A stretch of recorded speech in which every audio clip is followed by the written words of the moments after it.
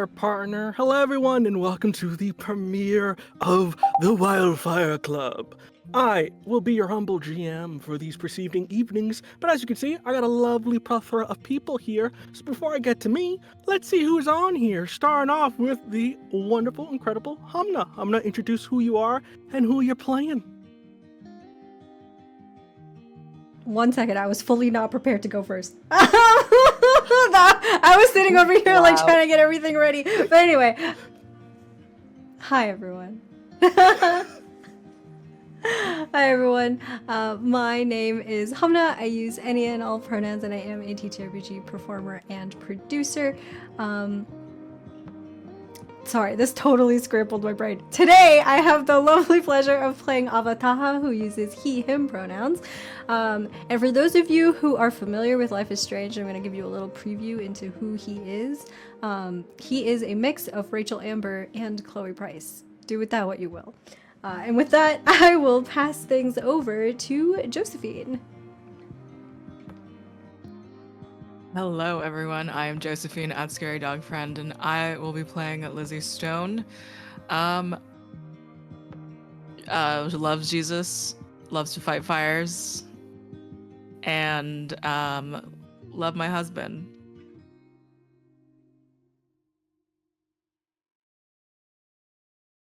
Hand it over to Cam. Our God is an awesome God. Hi, I'm Cam. aka at Cam.Nader. I am a TTRPG actual play performer, and I also help out with DMing here and there. And I also am a filmmaker here in Chicago. I do burlesque here in Chicago as well under the name Eden Poussey. And today I am playing Arizona Holloway. I think you're gonna like her. If you're into that new Chapel Roan song, The Giver, I think you're gonna like Arizona. So she gets the job done. Send it back to Chris. They get the job done, folks. And with that, hello, my name is Chris. I'm the producer, the overlay maker, the GM of the Wildfire Club here. Which is, fun fact, if you did not see it before, an official hack of Kids on Bikes, which I'll talk about more later on. But before I get into this wonderful story that we have here and a new fucking intro, a couple things to keep in mind. First and foremost, content warnings. This is based off of Life is Strange. That game can get heavy if you did not know. So with that in mind, if you missed our content warnings, you could type in the chat !CW to catch up on all the content warnings we have for this series and episode right now. In particular, we have fantasy and gun violence, apocalypse, romance and references to sexual entanglements, monsters and monstrosities, severe weather, specifically forest fires and hurricanes, blood, real-world religions, familial struggles and loss, alcohol and drug use, trauma, references to mind manipulation and control, emotional and physical abuse, supernatural elements, and depictions of kidnapping and murder. If any of this does not float your boat, there's a plethora of wonderful content out there for you to enjoy, and you can always step back away from the screen and come back later. Also, if you want to follow me or any of these lovely folks we have on the screen here, you can type in !cast to see where they are on the big wide web out there. But I think with that out the way, let's fucking get to it. Let's see this intro and let's just introduce you to the big wide world that is Hearst Valley and the Wildfire Club. We'll see you in a hot second, folks.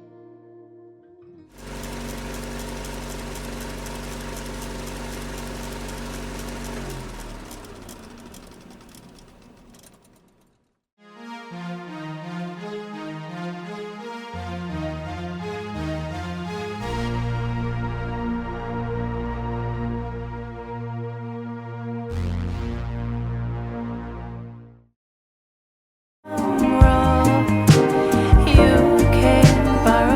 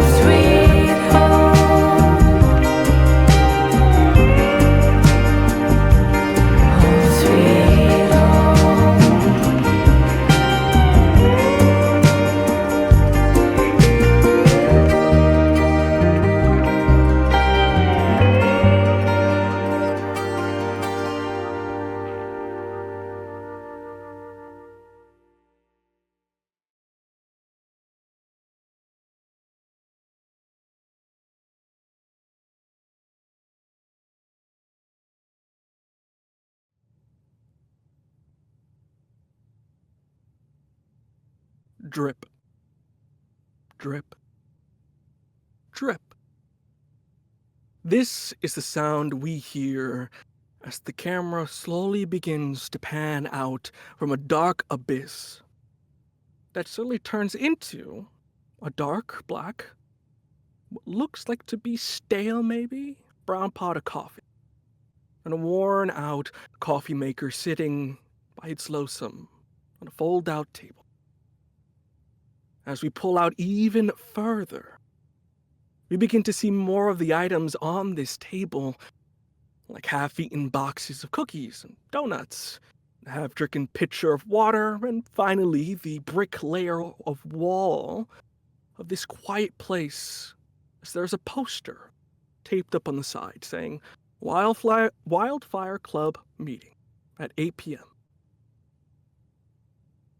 As we pull into the room, all around us, the camera does multiple quick pans and cuts around. From what we, the audience, can tell, we find ourselves in some sort of old auditorium of sorts. It seems to be maybe underneath a center stage, as we can see that there are various stacked up chairs and boxes full of maybe past productions that this maybe auditorium put on in the past. The camera cuts and pans from these different views of the snack table as we get a little bit more of a clear in terms of the food layout, but the people that seem to be on this center stage, huddled in a circle, seem to be blurred out for the moment.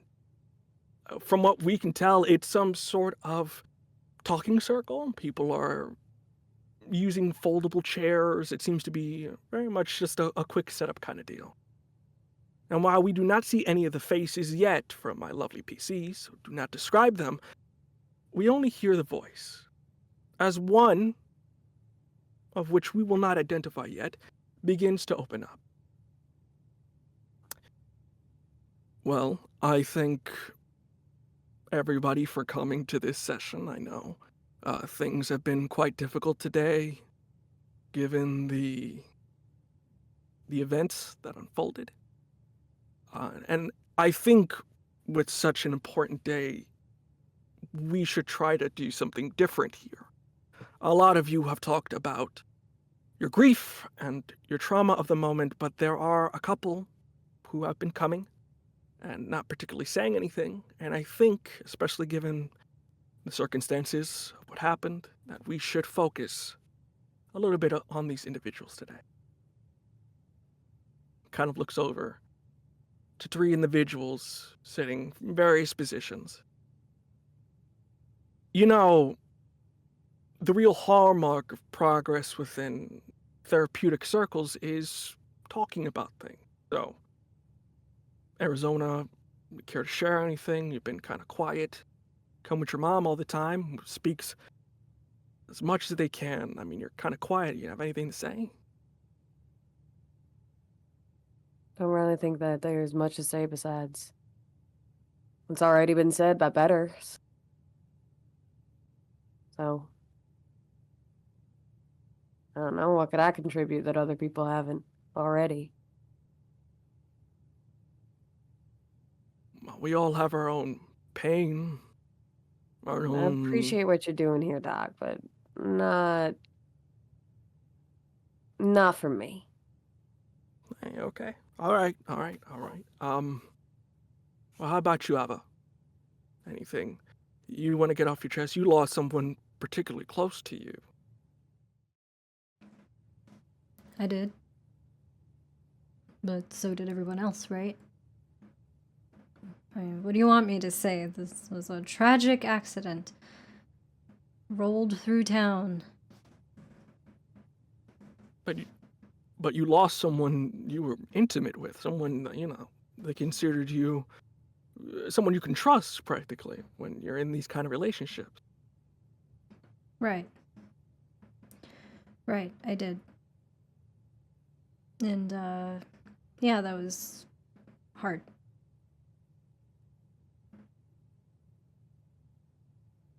Well, and then leaves the last culprit, my little helper here, Lizzie. I mean, you're in the same boat. You lost your husband. That's pretty rough.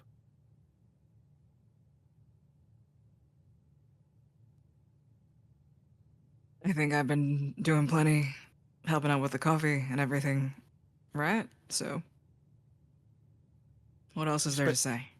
You spend so much time helping your parents. I think you've kind of forgotten what it feels like to understand help.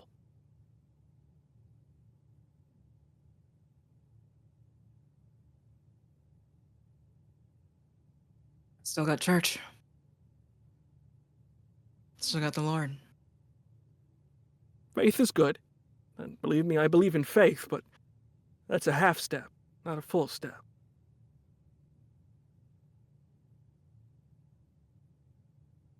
Well, this town is no stranger to hardship, guys. And again, as I said, I find it often therapeutic when we explore our past before we're able to move on to a future. So, I think in the spirit of things, how about we focus on the day? Starting off with the good memory. What do you say? Right. The good memories. I guess you could call them that. You're a doc. Well, if we're in agreement, let's see, how did the day exactly start? And as it does, the camera itself begins to shift. As we find ourselves 3 weeks earlier than the events transpiring before us. As it is the big 4th of July in the year 1989. The camera pans in over what looks like to be rolling hills and mountains as we find ourselves in what looks like to be a glorious sight of a town hidden away in the mountains of Colorado.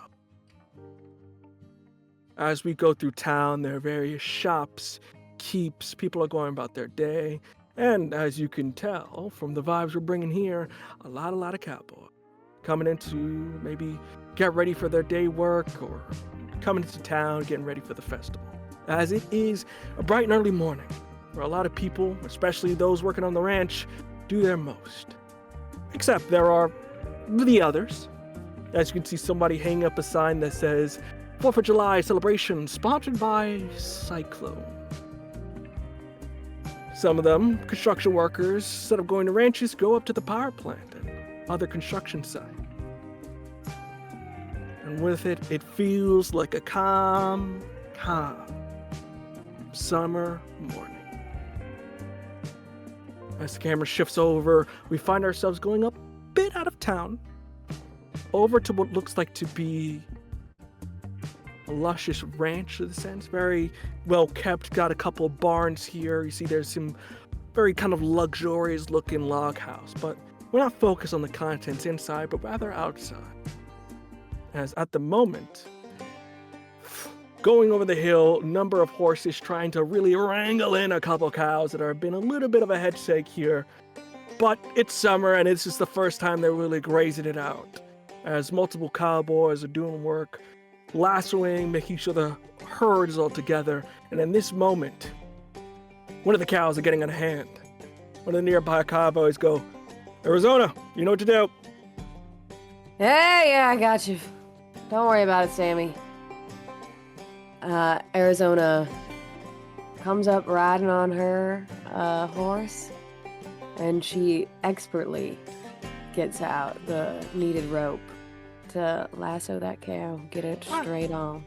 And I think in this, please describe Arizona. What does Arizona look like? Yeah, so Arizona is pretty tall. She's sitting at about 5'10", 5'11", and she has a true farmer's tan, you know, very deep color, but like you take off that t-shirt and she's pale underneath.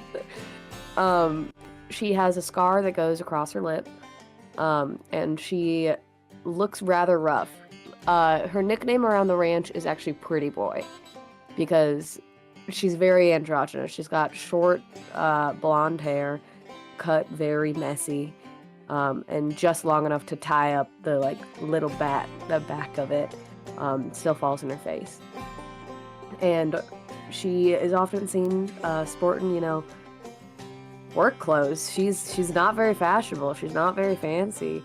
You're gonna see her in, handkerchief around her neck in case it gets dusty out, and denim with true actual cowboy boots, not that fancy stuff. But yeah, she's a butch dream, if you will. With that, you go in.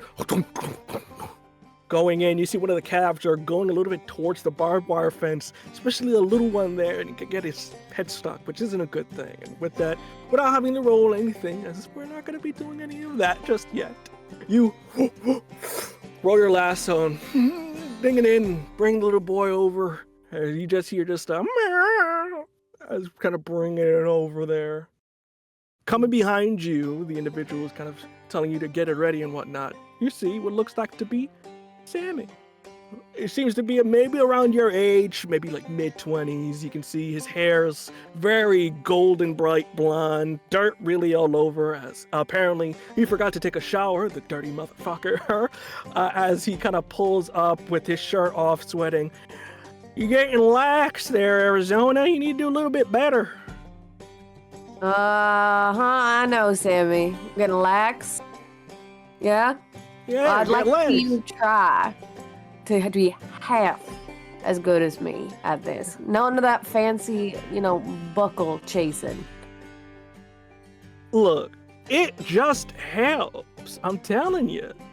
Helps with what? Helps you get tail? It's about it.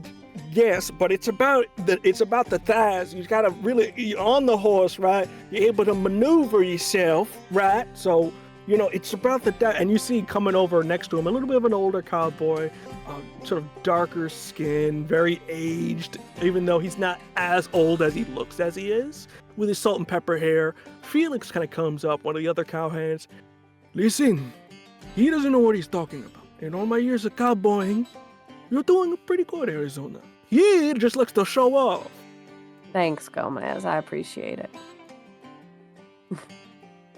See, the one with experience says that I'm good at this.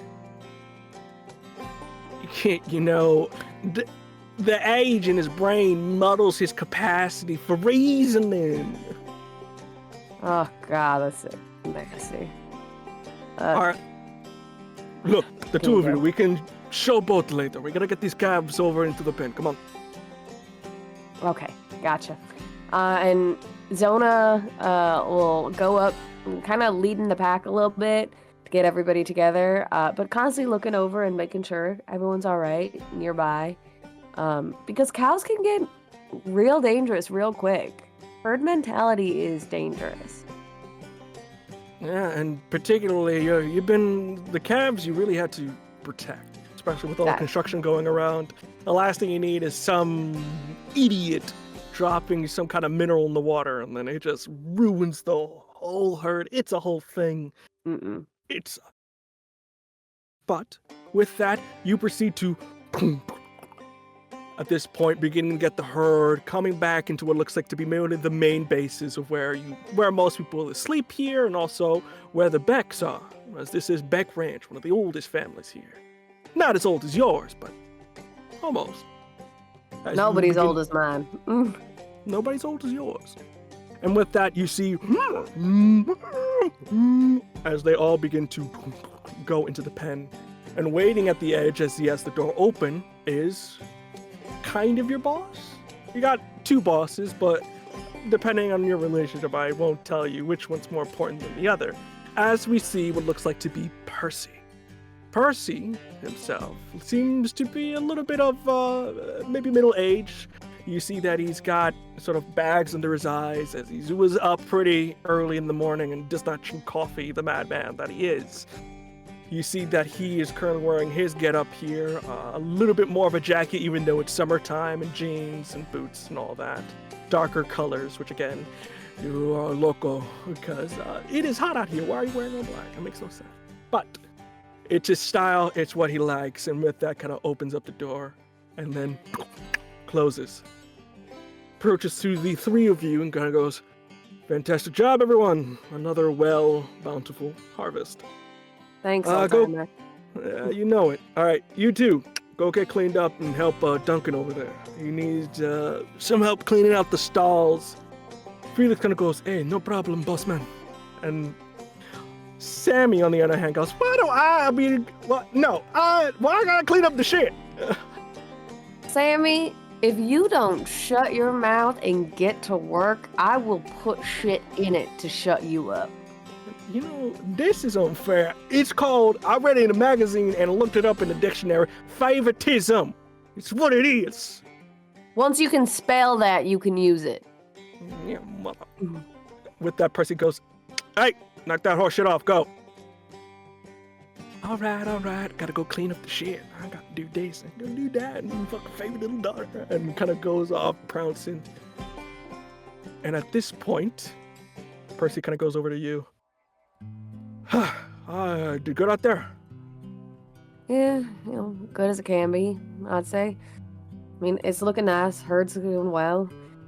There wasn't anybody too lost or routed today. No injuries. It's good. You may want to get off the horse there. Trinity can take it on in. All right, everything okay?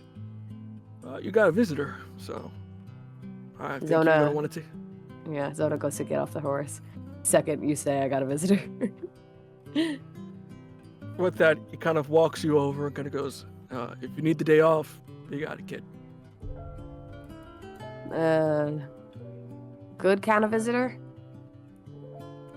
It's up to you. I don't know what your relationship is. And as he kind of points over, you can see what looks like to be two individuals. One, first off, you're a little bit more familiar with is your boss, technically, Wyatt, an older gentleman. We're talking cowboy with the mutton chops and an age looked upon him that looks like he's seen through a lot of shit, but also has learned through a lot of shit, as he's in what looks like to be more beige colors and his hat is up out. That's not the person you care about, right? The person you care about is dear old dearest dad, John Holloway. Even though he is getting in his older years, his hair is practically almost all gray, he's still got that devilish smile upon him as he is a little bit more of a fair color, a couple scars across his face from his years bucking around in the rodeo. And with that, seems to be coming from somewhere colder as he's got more of a heavy jean jacket on that he's kind of still wearing and whatnot. But he's got his saddlebag behind him along with his saddle on his other hand that's kind of on the ground right now as he's talking to Wyatt at the moment before he kind of waves at you. Zona goes into like a little jog, get there quicker, because she is excited seeing her dad. It's been a minute since she's gotten to see him in person, even talk to him. So she's very like trying to be an adult, but she has that little kid giddiness kind of popping up. With that, very much that dad formation kind of comes up, running up. Wyatt kind of goes over, Percy tips hat and goes over, and with that, you see big old hug as he spins you around and goes, "Well, goddamn, kiddo, you grew up." Hi, Pops, how y'all doing? I'm doing around my little cow poke. What brings you in? Oh, I'm in town. It's 4th of July, never miss some free food and some fireworks. And also, got a little something for you here. Kind of goes into his bag, and you see what he pulls out is a very poorly hand-wrapped gift. As you see what looks like to be this really more like a bowl, if anything. And he kind of goes, "You should open this up, kiddo. I tried wrapping it, but it is not the same as roping a rope, you know what I mean?" Don't I know it? Zona grabs it and like rips this open. Is not trying to be like saving the wrapper at all. Leaving this wrapping paper on the ground. She's like, "I'll clean it up later. It's fine." You think maybe you're getting there? Fucking Christ. And with that pull out, you see what looks like to be a pristine hide hat. As you see, it is kind of like a maybe beige in color, hasn't really been worn yet. And with that kind of goes, that kiddo grabs it by the front and puts it on your head. It's for you. Can't call yourself a cowboy now if you ain't got no cowboy hat. Pops, you shouldn't have. This must have set you back. God, pretty fucking penny. Well, I know a guy who knows a guy down in San Pablo, and let's just say he owed me a favor for helping his daughter out of a precarious situation. Ugh. Thank you, Pops. I really, it means so much. And Arizona goes to give him a big hug again. Careful, like, to make sure that the hat does not fall off as she is just burying herself into her dad's chest and, like, feeling like a little kid again. Like, she's just so happy. Kind of goes, yeah. Are you, by chance, free tonight, mademoiselle? Always be free for you, but yes, I am. I was just gonna go to the, fancy Cyclone celebration and see what that was about, but wasn't Yeah, I quite thought, that's what I was thinking too. You, me, we can get your mom too if you want to bring her along. I know you two know each other and whatnot, so. You want to see Mom? Well, yes and no, but maybe it's a family event. Families go to it, so I don't think particularly hurt if we're a family by the end of the day, so Well, if you want her there, I'll take her. Why not? I'll give her a ring back at the log house and see if she's free. Yeah, no problem. Oh, and you see kind of picking up his stuff.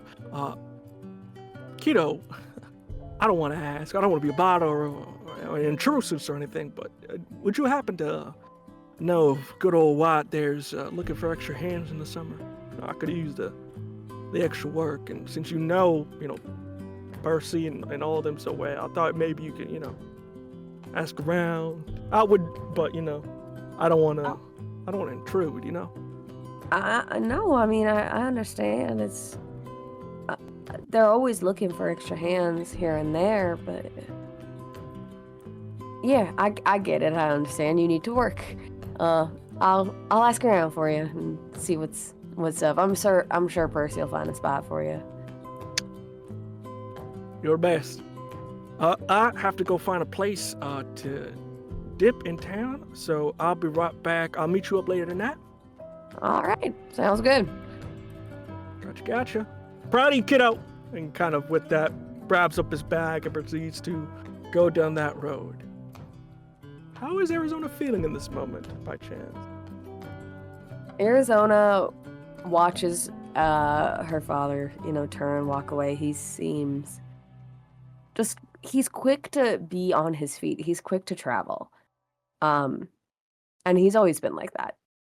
So she's not very surprised that he's only here for a more practical reason of needing some money, needing like a job. But she's happy to help him, because at least he's here. A little stung that he's not just here for her. But hey, we're all grown-ups here, and who knows. So she is gonna head over to Percy, probably, rather than Wyatt directly, and see if there's any work for him. Because she does want to take care of him, And as you do, heading over to Percy, you see passing by you, Samson.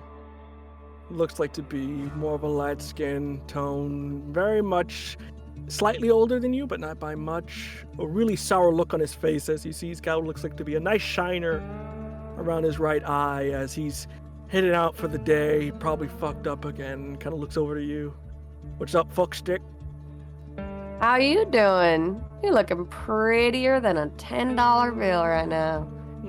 Hey, did Bessie's husband give you that? He kind of looks over to you. You really think you're good with the joke. but at least I'm not a walking pile of trash heap from the trailer park. Walking, talking pile of trash heap from the trailer park. Yeah. That doesn't add to your beauty there. Well, not all of us can be, preacher's son.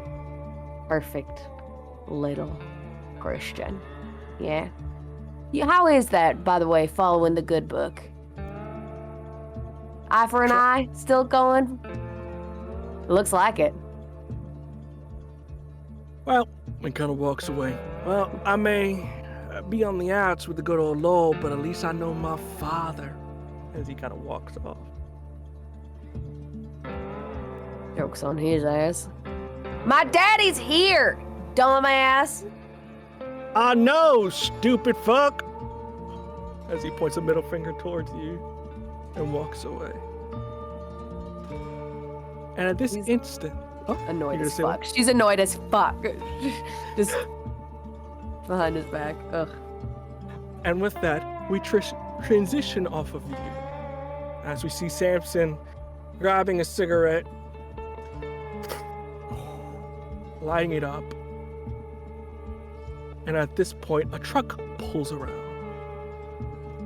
At this point, dear old Lizzie, please describe what you kind of look like in this instance as you pull up in your car and get ready for Samson. Lizzie Stone is a 5'9" Korean woman with a deep-set scowl and just even deeper furrowed brow.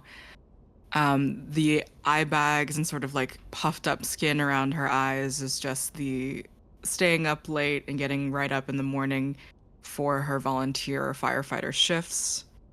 If the church needs help, if someone needs babysitting, if someone needs their sink fixed, if someone needs their kids picked up from school, if someone calls her, she's there. And she rolls up in her silver pickup truck, disappointed. You see, he gets in the car. We You better have finish to that fucking cigarette before you get in my fucking car.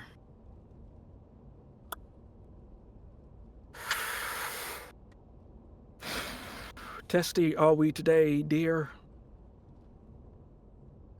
I think I have quite a right to be testy today. Can we not do this? Just fucking Did you know drive. that the workday's not even done and I'm driving you home? Just fucking drive. I don't want to do this right now. Can you just... She please? does start the car. Thank you.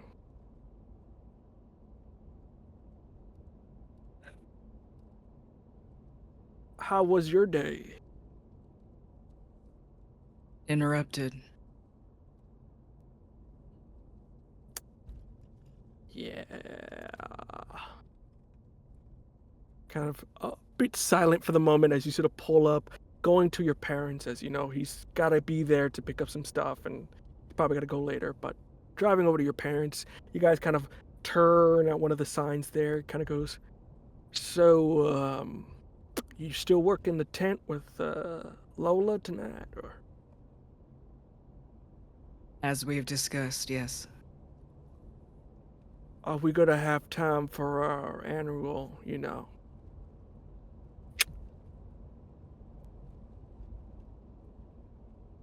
I pull over. Kind of pull over right now? I thought, don't you want, I don't know, the night or whatever, or?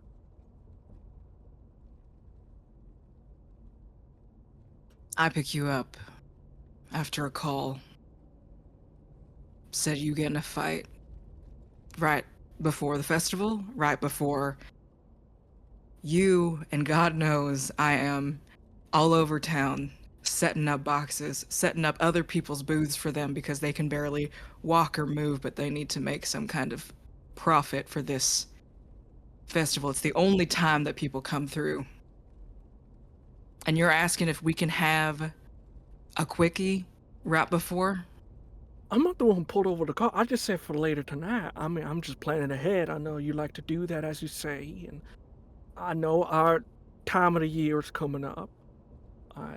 You know, my dad's kind of hounding for a grandson, so I just thought we get on it. Kind of another tick off the checklist, if you will. What did you get in a fight for? Well, there was a misunderstanding with a certain waitress off of I-29, and well, let's just say their partner is a biker, and they got friends. So I gave up a good fight. Percy came in, but it was not a fun time for me. Misunderstanding, though, I have to reiterate. I did not want to have relations. Just saying. Your dick walked into her.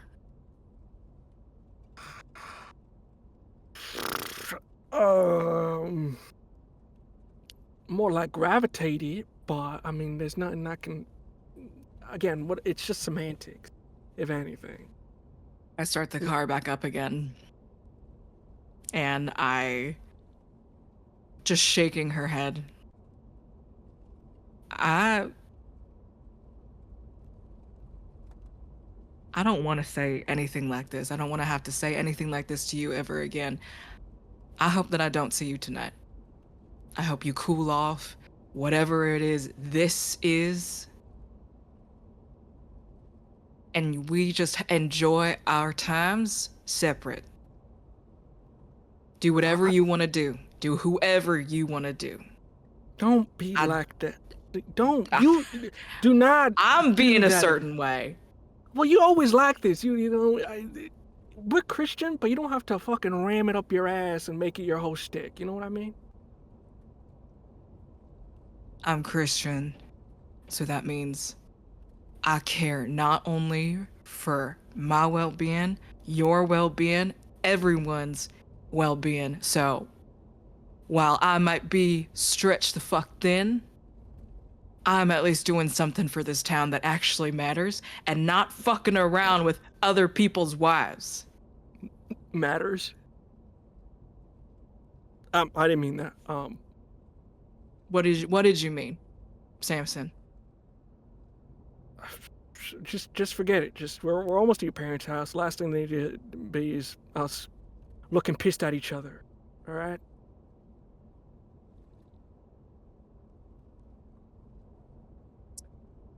Fun.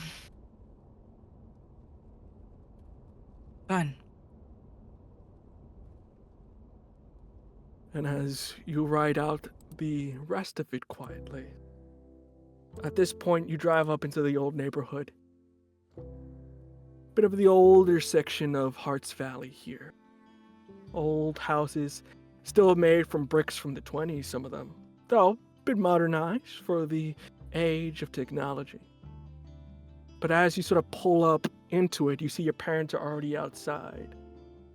Very two older looking people. We're talking about, they're hitting it up there with late 60s, getting into the 70s, as we see both your father and your mom. Dad's Kirk, you can see short hair, cut in very like a military way. It's sort of short cut and kept. Your mom, though, a little bit more laissez-faire with the hair flowing, tied up into a nice ponytail, both of them gray, wrinkles, and moving by themselves, which they shouldn't do, but they can. It's okay. It's not like they can't, but it's recommended they don't. And with that, you see as the door opens, Samson, very duplicitous, changes up into a smile, opens the car door and goes to your dad and goes, "Mr. Man, how you doing, sir?" And he goes, "Ah, my boy, Samson!" And kind of goes, gives like one of the very much old man hugs and sort of pats him on the back. And you see your mom, Michelle, kind of come in the corner and goes, "Well, hello, dearie. How you been?" Busy. Samson has to pick up a couple of things before the festival. Clearly, it's always lovely to have you here, Samson, with us. Oh, you spoil me too much, Mrs. Man. And he kind of goes, your dad kind of goes, hey, when am I getting a grandson? And he goes, well, we're trying. Hopefully later tonight, we'll try again, if you know what I mean. He goes, you dirty dog. And it's like kind of very playfully, and kind of goes, hey, come on the back. I'll show you where the stuff is. And with that, is Lissy giving away a face or just kind of energy? She cannot lie, and her face is the first indicator of that. So she's just frowning, and she's just like kicking her shoes off. With that, I think your mother notices and goes, well, dearie, what's the problem there? Is there something wrong?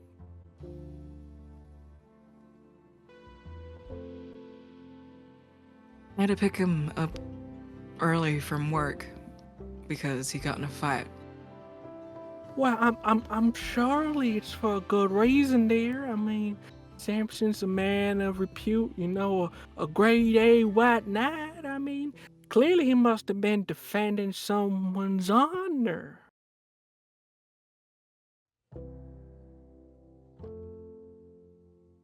Hey, Mom, I'm busy too, so gotta get my own stuff and make sure that he gets to where he needs to go.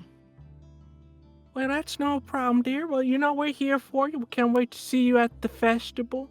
I heard Patrice is gonna try to out-cobbler me today, but I heard Lola is gonna be making her fantastic stuff. That girl can't cook, I can tell you what. I'll be working her stall, so come see me. Yeah, me and your father are gonna go and do our annual little hike there, just to see the sights of when he proposed to me and all that. So we'll join up with you later, kiddo. I may get into some naughty actions myself. Kind of nudges you a little bit. Be with God. Oh, honey, he ain't gonna be there when we're doing it. Okay, I'm done having this conversation. I will see you tonight. Yep. Oh, and one more thing. I picked this up from the bookstore. And kind of goes over, gives you a book. It's about pregnancies. Now, they say, right, it's about spiritual energies, not just physical now. So you need to get your chakra in line, I believe is what they call it. So you need to really get in there. Maybe some, acupuncture. I know someone in the city if you need some help. I'm just saying, we're not getting any younger, and I would love to see a little couple puppies running around. So this is for you, darling, free of charge, and mwah, I love you, okay? I'll see you later tonight. Can I get the receipt just really quick, just so I can see what the bookstore was? I might want to check out some more books. Oh, I forgot about receipts. Back in our day, we didn't have receipts. You just bought something and that was the end of it. But now with all this highfalutin computers. All right, love you. I love you so much. I'll see you tonight. Okay? I love you. And kind of walks off. Samson kind of looks like to be, he's got stuff for the stall as well, but he's seems to be bringing it on. Looks like to be a nice machine or something like that. And with that, kind of goes, all right, let's go. It's lovely to see you again, folks. And again, we're trying. And he goes, that's my guy. And the two of you drive off. Once again, Samson being the perfect little shit. How does that make you feel? It's frustrating that my parents don't see his faults. It was one thing when both of our parents essentially pressured the both of us to get married. Getting married at 19 is hard. And seeing the two of us grow as people and as adults, true adults, not just 19-year-olds who are legally, technically able to get married, but he's not the person that I thought that he was, and I'm not the person, not the wife he wanted me to be. So he seeks his answers and resolutions in other women, and it does hurt. But there's still some relief in that, honestly. And she still can't quite place why. Indeed it does. But as you drive back into town, the camera pans off of you as we head into a little bit more of an interesting place. A little place we like to call Score, the record shop. As we go in, there's a number of individual records, also with a mix of sports paraphernalia of like a football star rising not only in town but also nationwide. But there's mostly an array of various records, from rock to indie to yacht rock to various other forms. And with that, as we're going through, music is blurring through. But as we enter into one of the nearby sides, we see there is a number of individuals, 3 to be specific. The first one seems to be recording whatever is going on here. They have dark skin tone, seems to be roughly around the same age group of these individuals, like early to maybe mid-20s. Wearing 3D glasses on their head just for shits and giggle, as they have what looks like to be a ripped jean jacket and wearing shorts, looking over everything. That's Franklin. The other individual, who looks like a fucking mountain, as they are beefed up, wearing very much the 80s short shorts and crop top energy that they're coming in with here, as they're currently manning what looks like to be the booth with their sort of olive skin tone and black hair, as that's Cyrus. But the other individual that's there, currently looking over plans for some stuff and helping around generally, is Ava. Ava, describe what Ava looks like here. Ava is in Score, I think right now, like sorting through different records and trying to place them in the correct categories.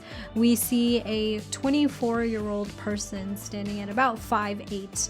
Ava has this beautiful light brown skin, a very slender build that only has a slight hint of muscle on it. And he is, I think, like swaying to the beat of whatever song is currently like blaring through the speakers in this record shop. His brown eyes like looking over these records, and occasionally now and then, as he kind of like bangs his head, his medium length, slightly wavy white hair with these like wispy bangs that frame his face kind of like move around messily and shakily, that he wears up in this like half up ponytail, half down style. And Ava, we can see, also has just like a smattering of piercings. His ears are like covered in all sorts of different piercings that hang down chains and hoops and whatnot. And he also has spider bites on his lip as well, off to one of the sides. He is currently wearing a, I think like tank top and some jeans with a little bit of like rips in them. And you can see through the rips and through like where there is exposed skin that Ava has a smattering of various piercings, all in a variety of kind of like a grungy kind of like punk style. It seems like there isn't no quite like unifying theme to the tattoos. The tattoos are kind of all over the place. And he looks over at Cyrus and at Frank and says, "What are y'all recording over there anyway?" Well, I am recording just some stock footage here to use for my upcoming documentary. So I'm just getting what looks like to be the real life of the citizens of our valley. Comment as the camera gets closer to your face. And this is Score. And I think Ava puts on this kind of like very dramatic affectation for the camera as Frank like zooms in really uncomfortably on his face, of kind of like seeing the septum piercing and the nose piercing kind of come into full view in the camera. This is where all of the magic happens in Heart's Valley. If there is a song or any music that you need, I guarantee you we can find it here, and more than just country. I know that is the town's favorite, but we have a variety of different selections. So come, why don't you see? And I think like Ava takes Frank on this like pseudo tour of the record store, kind of showing all of the different aspects of it. And with that kind of going through, Cyrus just cracking up at the incident that's kind of going on here, and Frank goes, "Now tell us, intrepid cataloger, is it true that your parents are working for the dastardly corporation known as a Cyclone? Any comment, cautions, concerns about that?" Okay. Is this really what you want to talk about, Frank? I mean, I feel like there's so many more interesting things to document here. And Ava just kind of like looks with a raised eyebrow into the camera right at Frank. Well, yes, but it's a question the audience wants to know, but the other question I could possibly ask, if you're willing to share, word around town is you're hosting another banger night, keg night. Where's the location gonna be this time? The waterfall was great and all, but now the cops know about it, so we can't exactly hold it there again. We just have to give it time, and then they'll forget, and then we can go back to the waterfall. But no, this time, Oral Riot is going to be hosting a concert at one of the most coveted venues in Hearts Valley, the old abandoned mine. That's right, you heard it here first. We are gonna go to the old abandoned mine this time. And no, don't worry, it's not gonna be dangerous. It will be safe. We will make sure of it. And it's gonna be an unforgettable time. Well, you heard it here, folks. Looks like we're gonna have a banger of a night, which helps us with our quest to find out the weird case of Cassidy Kane. More on that later. And with that, Cyrus kind of hears that and goes, "Okay, doofus, you cannot cut it off." You know, you really gotta stop asking about people's parents in these videos, I feel like. I am a filmmaker. I make art that makes you question things, makes you feel uncomfortable because it gets at the truth of what is humanity. All right, but have you ever heard of something called privacy?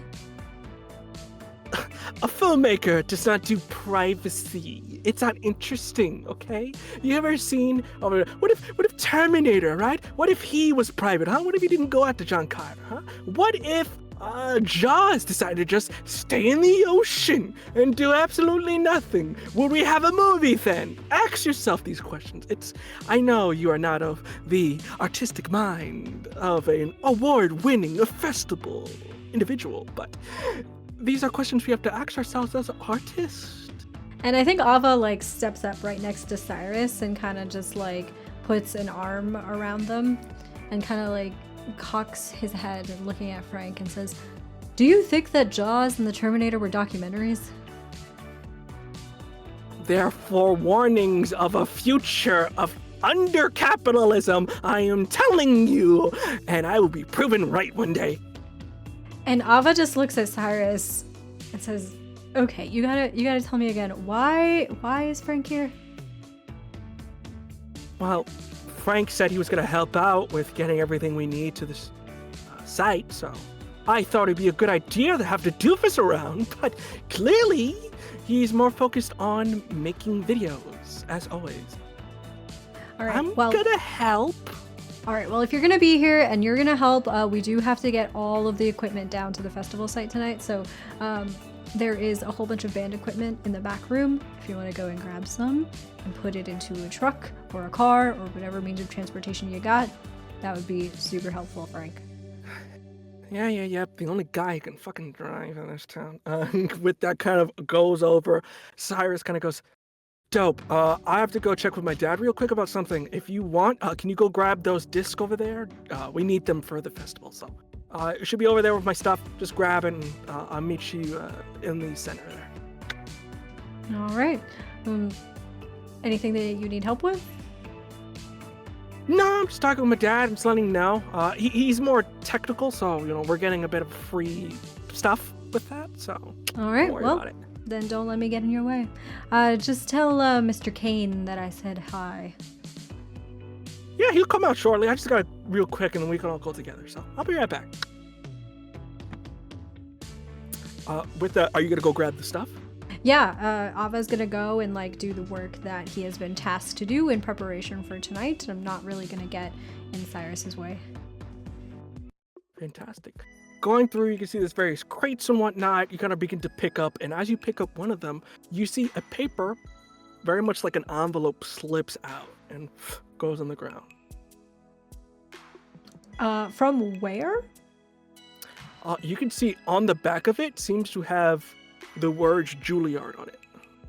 Oh. Is it addressed to anybody in particular? It's only on the back, and you can see it's already been opened, so clearly somebody opened this and put it back in it. And very much was trying to hide it. Interesting. I think Ava's gonna note that. I mean, it's not his mail. He's not gonna like go rifling through his friend's stuff. Theoretically, I think he assumes that it's probably Cyrus's. And so he just kind of like notes that, but doesn't touch it, doesn't like open it or anything. And it kind of like files that in the back of his head to bring up later. Kind of stored that in there, and you begin bringing up everything.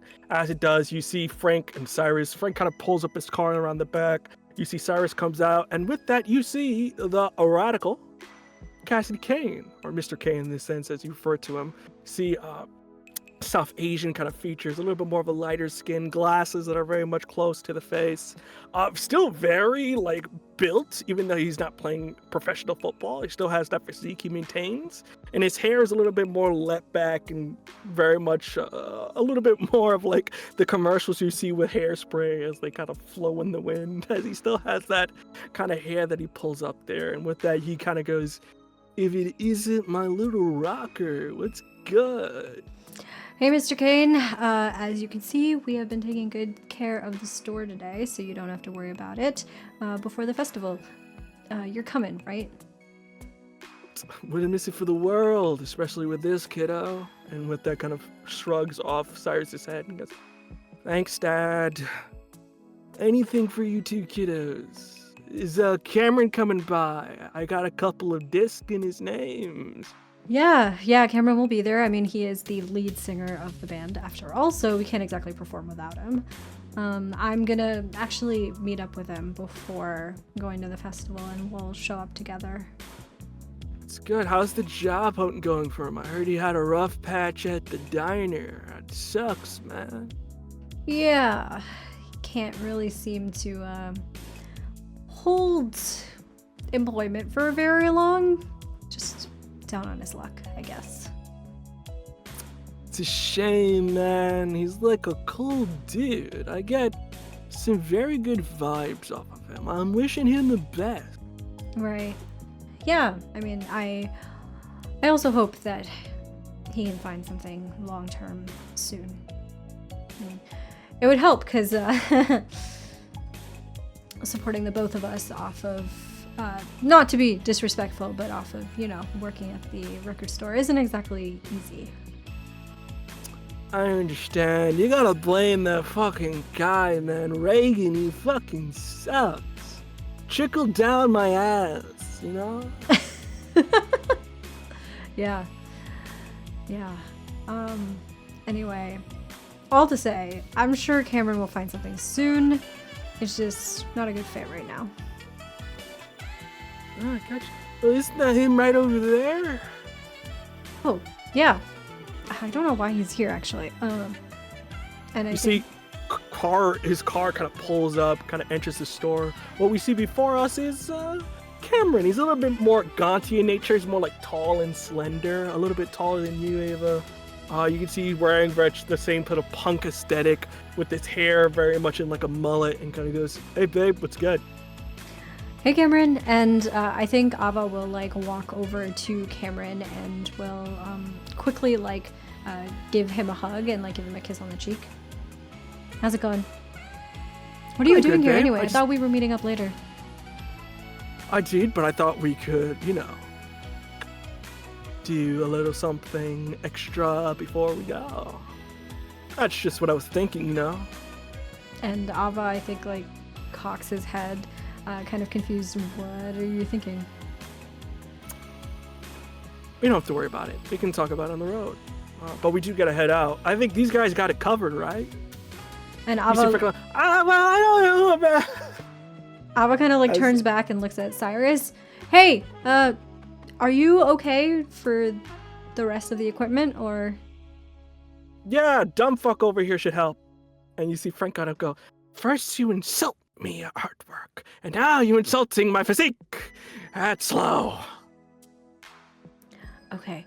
All right. I'll see you later tonight then. Kameron and I are gonna head out. All right, see you later. And Ava, I think, turns back to Kameron and says, "Okay, I'm all yours." Let's go. And with that, the two of you get in your car. How are you feeling in this moment, Ava? Well, I mean, I assume we get into Cameron's car because Ava rides a motorcycle. Yes.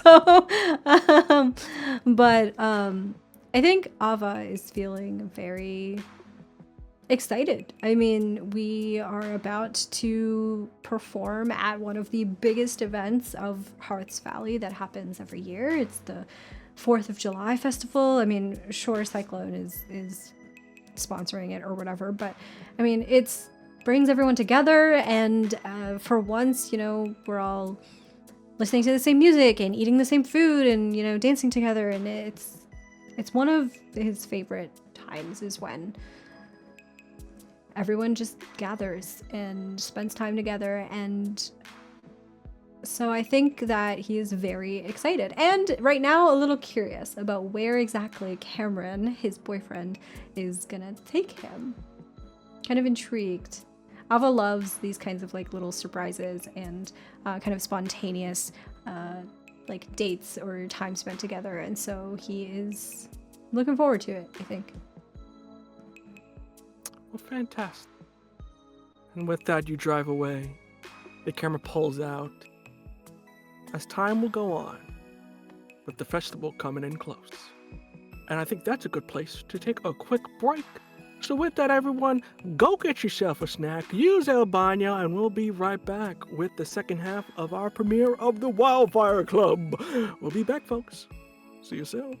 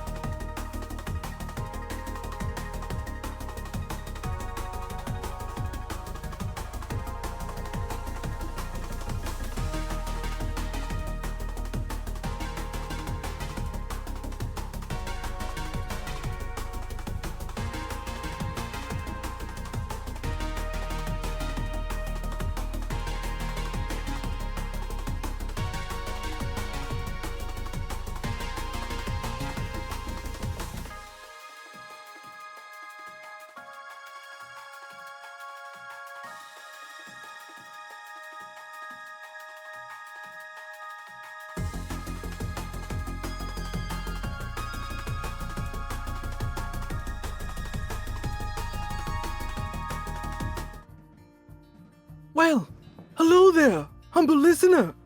You're probably wondering, why are you focused on my face? Well, a bit of things. First, there's a bit of an update here, and also just for your knowledge later on. But first and foremost, as you probably saw on the waiting screen, believe it or not, this is an official hack for kids on bikes, thanks to the lovely folks over at Hunter Entertainment.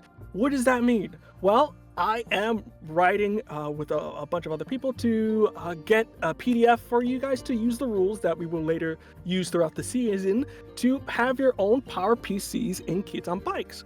For those who are not familiar, Kids on Bikes does have that investigative element and all that, but as you know, for Life is Strange, you usually play a person with some sort of weird power, which the original book does not have. It allows for you to have an NPC who is powered, but you yourself are not. And I thought, well, that's no fun. Let's add a little something extra. So that will be free for when it comes out, and it is an official hack with it. Primarily, and we'll talk about it later on when we're in the series, but it's got harm and wildfire stat, which pretty much is a system for you to track damage and a system for you to use your powers and how that scales. And with great power comes great consequences, as you are mortal vessels trying to contain great power. So we'll have more on that as I am working on that with a bunch of other stuff, so it will come out. And especially we have to play test it a bit to make sure it works. So very excited for that. And thank you again for the people over at Hunters Entertainment. Very excited to have that out. The other thing is, as I said before, and I'm mentioning it again, CWs. You can type it in the content warnings for this series in particular. Is Life is Strange. It is heavy, and particularly the next half of this will have some heavy scenes. We, as a cast, have talked over it, and we are okay. We have our safety tools up, but we do want to warn you, particularly the abuse is going to be referenced here in just a second. So if you need a moment to step away or come back, it is completely understandable, and we will be here to continue your story, so you can come in at any time. So please take care of yourself first. But with that in mind and all the announcements out the way, let's get to the second half of this bad boy, shall we? With that, time moves on as we move away from the day, the sun going over, and with that, we get into the late night of the evening, as the festival is in full swing. As you can see, most of the crew are either here or pulling up at the moment, but from what we as an audience can see is that there are a number of wonderful lights set up here, giving the effect of fireflies. As they are lit up, a DJ is kind of setting up, people are coming to town, setting up their booths. And as you can see, there is a giant banner once again saying, Happy 4th of July from the Cyclone Company. You can see particularly it's a very sort of meaty looking logo with what looks like to be an actual cyclone in one of the O's. A very trademarky kind of thing we got going on there. There are several stalls inside this place, as it is home to a number of junk and home food that, oh boy, it smells great. You got fried Oreos, Lola's making their famous apple cobbler, and people are lining up for this good food, as the entirety of this place is full of people either with towels trying to set up a place to see the fireworks that are coming on, grabbing a picnic table, or just grabbing whatever spot they can on their truck or whatever they can find. But at this moment, we pan over. Everybody's going about their day and time, and sadly we find ourselves at one of the bathrooms. It seems to be one of the family stalls that you can just go in and out of. And at this moment, the same individual we saw before, Kameron, very much putting clothes back on, zipping up, proceeds to walk out. And as we go on the inside, we find Ava. Ava, how do we find you in this situation? Ava is standing by the sink, like clutching the sink really tightly with his hands. And his white hair is, I think, has come out a little bit of that ponytail or that half up ponytail, and is kind of messily around, covering his eyes, which are crying a little bit. Not a lot. Ava does not allow himself to cry much, but sometimes he can't help it. And there is a tiny bit of blood that is running down Ava's nose and into the sink, dripping slowly. Drop, drop, drop. And he looks up into the sink, sees what his face kind of looks like. Mostly the same, perhaps a little injured. And he kind of quickly grabs some of the like paper towels out of the side of the bathroom and starts wiping down. His nose starts to splash water onto his face to clean himself up, get all of the tears off, all of the blood dried off. And he looks at himself in the mirror and kind of runs his hands through his hair. I think just completely takes it out of that half up ponytail, letting it fall down. And he, I think, has some of his stuff with him because he was supposed to be getting ready for the festival, and he just goes and starts putting on his makeup. Starts putting on his eyeliner, the red eyeshadow that is a little bit of a customary look for him, trying to hide some of the bruising on his body as he does that. Going through. It's a pretty familiar look for Ava. Nobody will think anything of it. He often gets into bar fights, brawls here and there. Ava with the bruise is nothing to be worried about.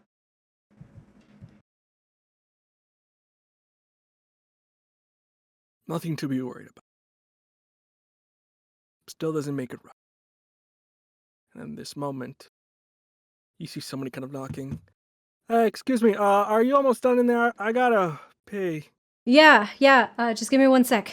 And I think with one last kind of splash of the water in the sink, Ava turns the tap off, puts all of their stuff back into the sort of like the little bag that they had brought with them, with him, and he dries his hands, takes one last look into the mirror, into his eyes, into those brown eyes, kind of like nods at himself, and then turns quickly towards the door and opens it and says, "Hey, yeah, sorry for taking so long.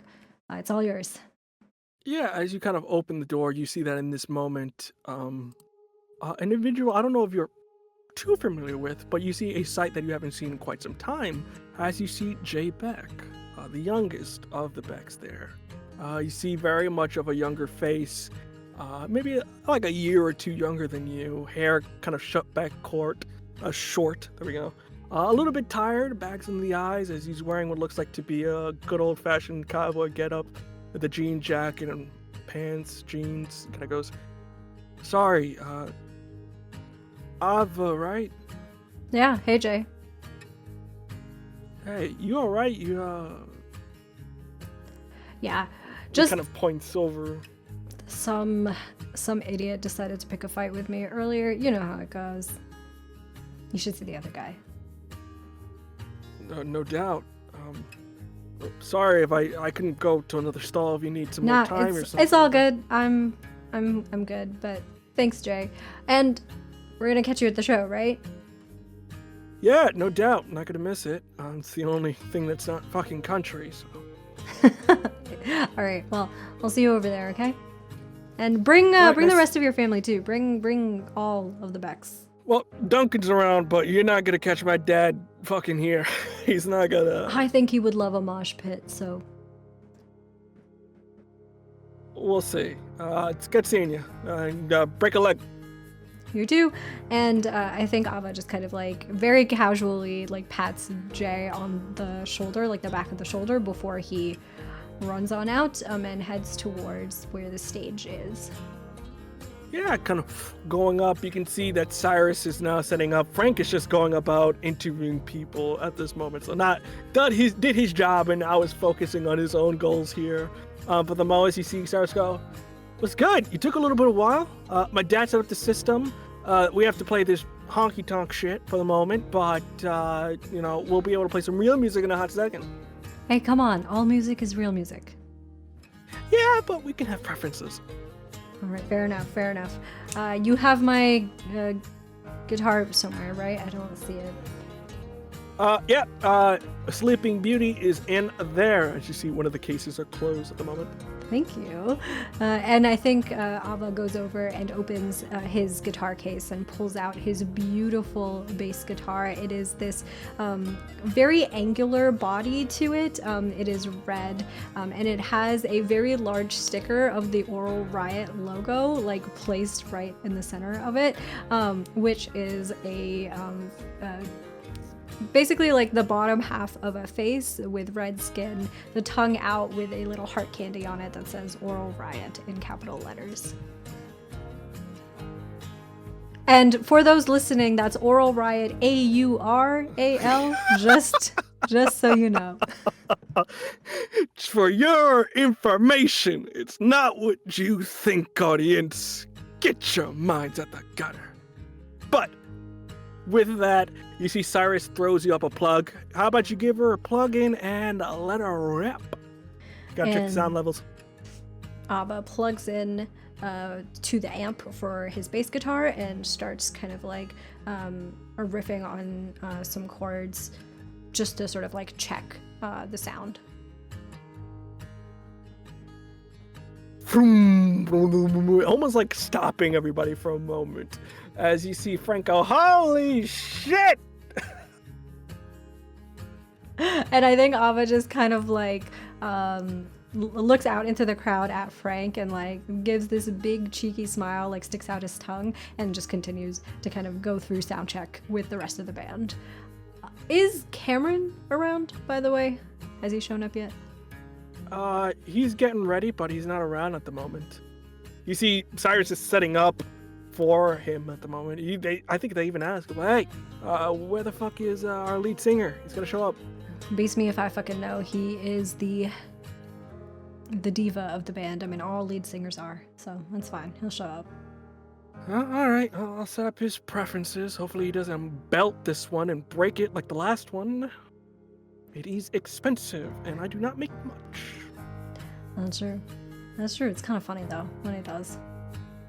A little funny. And as you guys set up, camera goes over to Frank. Well, dear viewers, as you can see, Heart Valley has its traditional Midwestern vibes. We have the apple grabbing thing, the hot dogs, and everything like that, as he begins to go over near Lizzie's booth. But my dear listeners, I have a question. What is at the heart of Hearts Valley? Is it the hometown vibes? Is it the luscious cows that are all around the place? Franklin, get that fucking camera out of my face. That's you know that I right. did not want to fucking see you at the fucking festival today. It is religion, folks. The word of God, as they say. Start throwing. Ah! You cannot stop. It is my First Amendment right to record.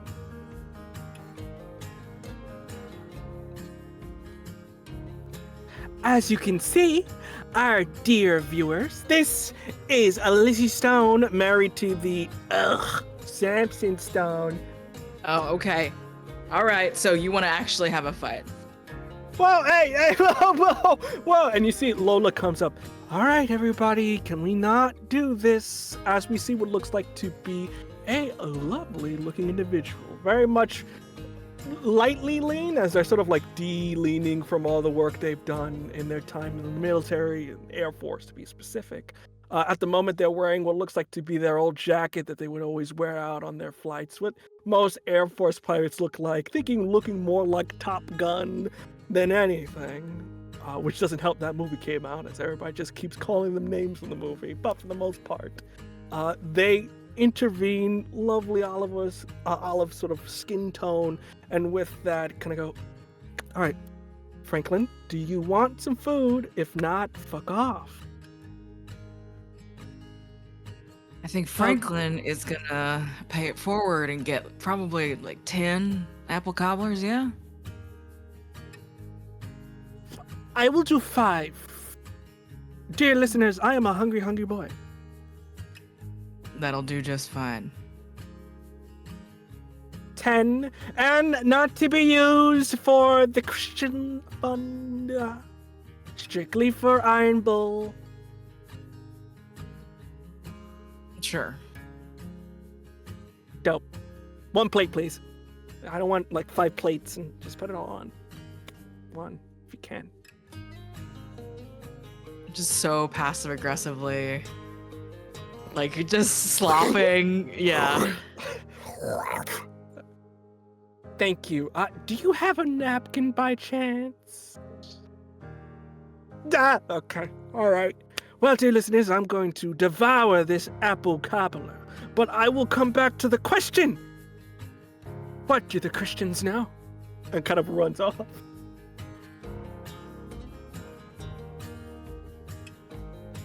Oh, I don't want to be the one to tell you this, but how about we don't fight the customers? Here, at least. They're not exactly drunk yet.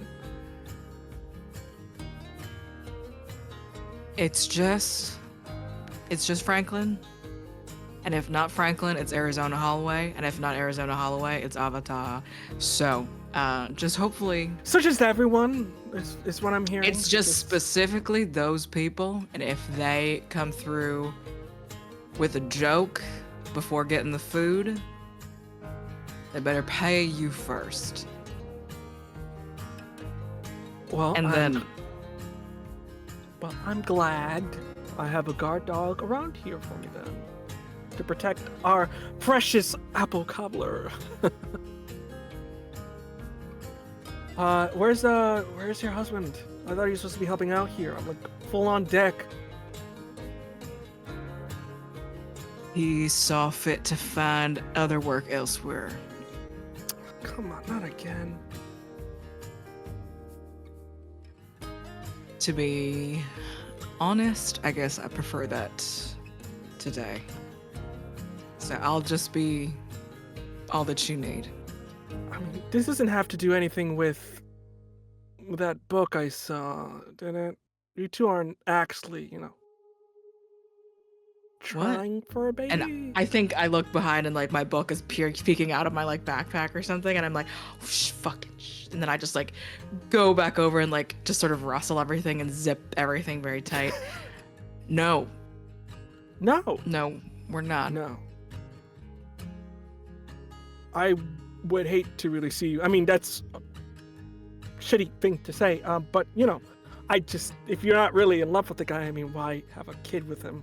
We saw a world that worked out for, the Holloways, and now we have Arizona, which you clearly don't like, so,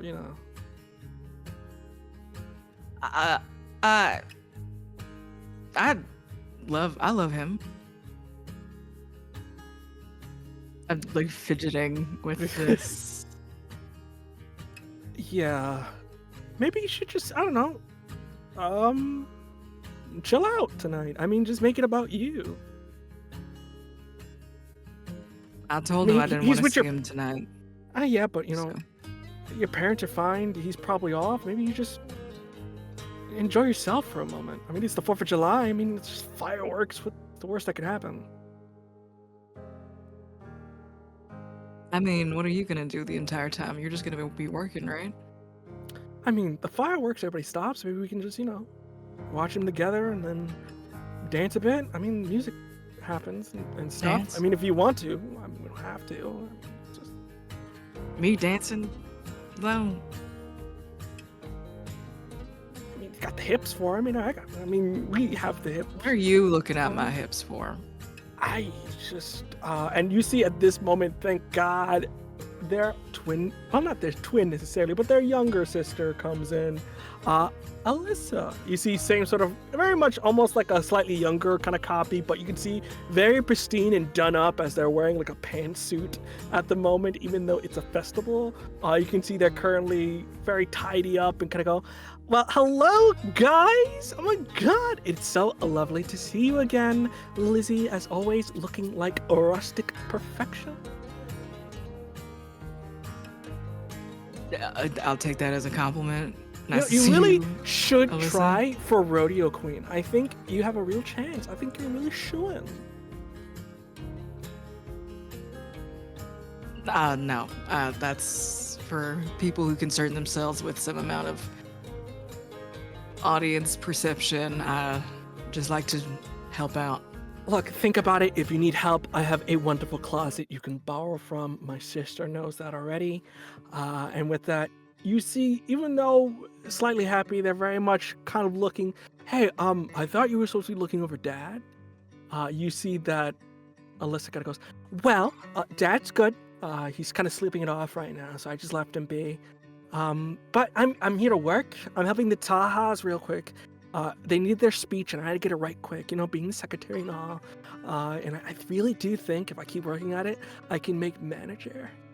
I'm so fucking close to being out of this city. What's wrong? What's wrong with Hearts Valley? You're kidding, right?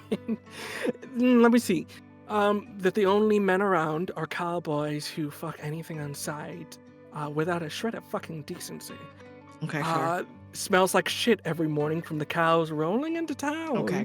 Not much to do around here, particularly. The city has a bunch of wonderful things.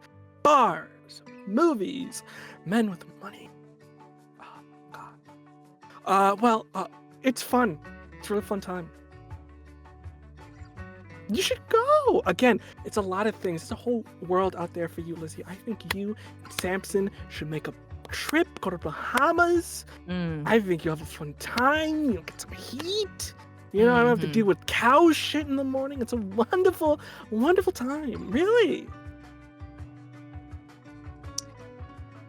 Yeah, Alyssa. I'm gonna walk away now. All right, darling, you do you. I'm just gonna talk to my sister a little bit. Have fun. Okay. I'll be back. Fantastic. As you walk off, getting a moment to yourself, coming past as the various cowhands from Beck Ranch, and with that, you see what looks like to be Percy kind of go, hey, Lola. Well, hey there. Percy, how you doing? Can we get a couple beers and some hot dogs? And you see Samson go, hey, some of that goddamn peach well, not peach this year, it's apple. Yeah, apple cobbler. Whatever you got, I'm taking it. I'm fucking hungry. 200% surcharge on Sammy's. Ah, fuck you, Lizzie. You see Percy go, Arizona, you want anything? Or hot dog and beer go with you? Yeah, I'm gonna have some of that apple cobbler too. You got any peaches like canned in the back or anything you can pop on top? Yeah, I mean, I got peaches, but that's kind of weird, don't you think? Did you just ask to order off menu? Well, I don't see, if you got it, I don't see why it's such a big deal. It's just some canned peaches. We have fresh. Come on, why don't you be as sweet as that cobbler? Come on now, just do it for me real fast. We've been friends for so long. I slop out peach cobbler. No, Jesus, apple cobbler. And then I put a hot dog on top of it, and I just give it to you. You know, I know Ketchup? you're doing this to hurt me, but I will eat it just to see how it tastes. You see Samson, I am too curious of how that's going to taste, because, the sweet and salty, it provides an aroma. I saw it on a network show once. I'm not starting a trend. Well, shit, you're bad at it if you're not. Listen, I ain't read no Betty Crocker, but maybe, okay? I ain't like home trained like you are, so I don't know. I am gonna walk away now. You see Percy kind of comes in. Okay, everybody, cut the shit. Who wants what so we can stop wasting these guys this time, okay? I mean, Arizona, are you going to have, as you see sort of speaking of Sammy, are you going to have the hot dog and apple? I'm curious. Try by, why not? Zona will go take like a plastic fork and just stab straight into the hot dog, mix it around, like mush it in the apple cobbler, and munch on that thing. I mean, it's not bad. It's a little weird texture-wise, but I mean... It could be worse. Yeah. Hey, Sammy, Yeah. if I finish this, would you give me $10? I bet you 20 you won't be able to finish it in 10 seconds. I'll take it. She goes shakes his hand, just downs this thing. Definitely like eating so fast that she might get sick. Oh my God. He's And gonna... downs it. Looks over at Lizzie and just like smiling with like cheeks full of this horrible concoction. Like, thank you. Thanks for the 20, Lizzie. You see Percy go, Jesus Christ. Here you go. Sorry, guys. Ilona goes, hey, no problem. Enjoy the Wash festival, down guys. with the course. Thank you. Will do. Y'all do too.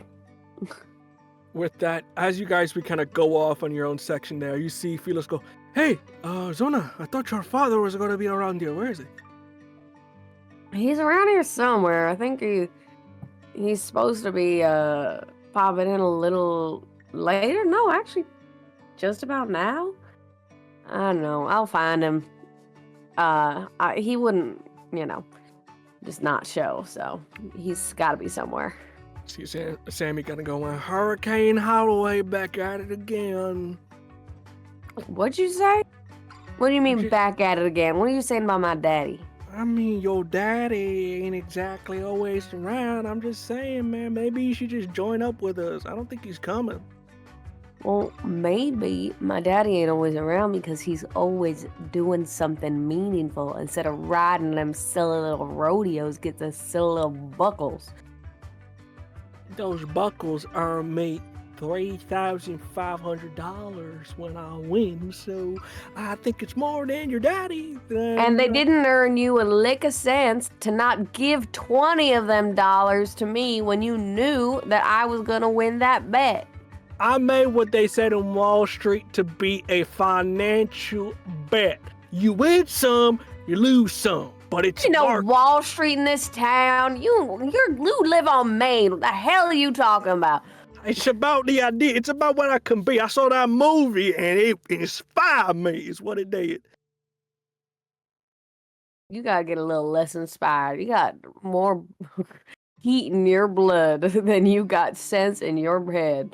Just saying, great is good. And with that, Percy kind of goes, hey, we're gonna grab a spot. If you want to wait for your dad, probably towards the entrance would be the best place. Yeah, I'll head over there and I'll meet up with y'all later.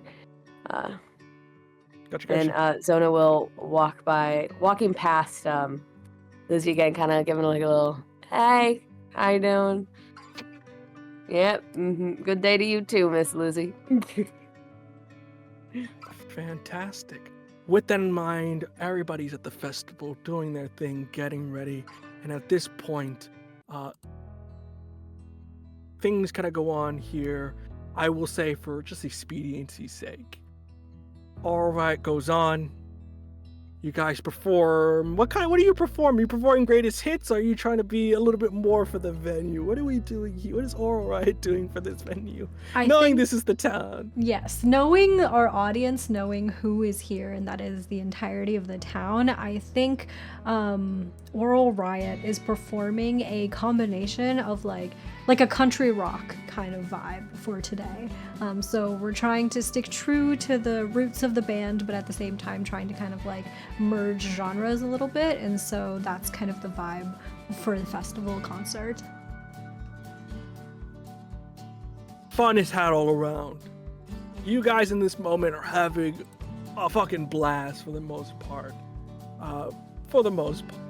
As people are serving up drinks, your music is being played out, people are enjoying it. Some of us are waiting for our dad, which is a little awkward, but you still try to enjoy the best that you possibly can. And as that's going on, the music kind of dies out. At this point, the music kind of stops, and at this point, the microphone kind of boop, boop, boop, boom, as we see Alyssa gets up. Hello, everyone. Happy 4th of July. With that, I'm going to bring up my bosses here as they're going to give a very special thanks announcement, all that good stuff. So let's give it up for the Tahas, everyone. And it's kind of a mixture of claps. You notice that the cow hands, for the most part, going boo, boo, boo. And with that, 2 individuals come up, but not just any individuals. The lovely parents of one Ava. As we see, they seem to be folks probably in their 50s. You see one of them is very regal in the sense of sort of have a regal demeanor about them, as they are more dressed for the occasion and looks to be a summer dress of some sort, yellow colors, very similar skin tone to Ava, and with that hair kind of short and done up, as that is Rana Tava. And the other individual is leveling by their arm is your father, Ellis Taha. You can see he's got what looks like to be a very thick mustache and beard that's kind of really growing in. He's kind of going full cowboy, trying to simulate really into this moment as he has a checkered shirt. As he's going about, he kind of goes, well, hey, thank you everybody for a lovely evening with music. And I think the Tahas can't be complete without our loving daughter. So, hey, Ava, get up here. As the light, you can see like people are kind of like clapping, looking towards you as your parents are like calling on stage to join them. And I think Ooh, Ava, yeah, Princey. I think Ava just kind of like looks at like around him, looks at Arizona, like yelling, goes like and looks back at his parents like, Get throw up something at here, come Arizona. on! We really need you, dog. Come up here, come on, hey, Tahas together. Okay. And Ava will reluctantly get up on stage, and I think just to paint a picture of the stark contrast between him and his parents, like his parents are dressed very like prim and proper for the occasion, like a very curated look, and Ava is here dressed very much like a punk rock star kind of vibe, like has the plaid checkered shirt like tied around his waist and everything, like covered in tattoos, and it's just an odd scene, I think. Hey, everyone, I think we need to give it up for my daughter's music, all right? I think that was some fucking shit, wasn't it, huh? Come on, everybody, round of applause. And you see there's a couple of applauses, everybody kind of go. And with that, your mom starts speaking. Yes, Darling has a way of music, if I do say so myself. With that, we are happy that Cyclone is able to perform these events for you and provide you with just a taste of what is coming to the future of Hearts Valley. But for today, we do have to say happy, getting close to it, 130 years within the valley since the town's conception. Can I get a round of applause, everyone? Sort of another, for most people, getting an applause. That is exactly right. And we do have to remind everyone, thank you to the special sponsors today from our lovely people at Cyclone. We are providing a plethora of amazing services for you today, including some specialties from the Iron Bull. And with that, providing all money to helping with any charitable needs of the church. The preacher cannot be here with us today, but his son, I believe, is somewhere in the place. But, tops off to the Stones, huh? Lizzie, yes, Lizzie's here at least. We give a round of applause, yes. And you see everybody kind of applause. There's a couple snickers of like, so clapping. But either way, we thank you for everything you've done for this valley, and we are excited for the upcoming town meeting, as we have our own special announcement for you. But it's the 4th of July, it's not here to talk business, so with that, let us begin with the fireworks, please! And with that, you hear America the Beautiful begin to blare from the speakers, as you can see fireworks pew, pew, pew, go up into the sky, in a culmination of colors, of wonderment that leaves the mind wandering, of the possibilities that are out there in the stars, as it is a wonderful night. But as that is going, that voice of Marcus comes back into your minds as you are recounting what is happening. Kind of goes, how did you feel in that moment? the peace of it all. I mean, your lives were, I think, on point from what I'm hearing. So, how did you feel? I'm gonna go one by one here. I'll start off with, I'll do Lizzie. As he kind of looks, the doc looks over to you and asks for your response.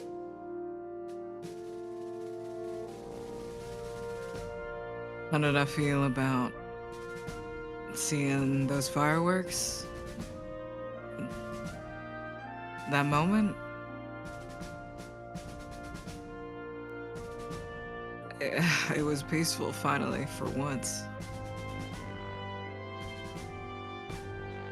Even if I did see you there, points to Arizona, and you pointing to Ava. It was good to get my mind off things. What about you, Zona? How did you feel about this? You were waiting for your dad, weren't you? I got distracted. It was pretty. I like looking at things that seem bigger than myself. Fireworks are like that. So, I wasn't thinking about anything but what was in front of me. Should have been thinking about more. What about you, Ava? You were with your parents. It's gotta be rough. I mean, it was uncomfortable. I don't exactly love being pulled out as a mascot or poster child for Cyclone. It's not exactly my choice. So, I mean, sure, it was peaceful and all, but it was uncomfortable.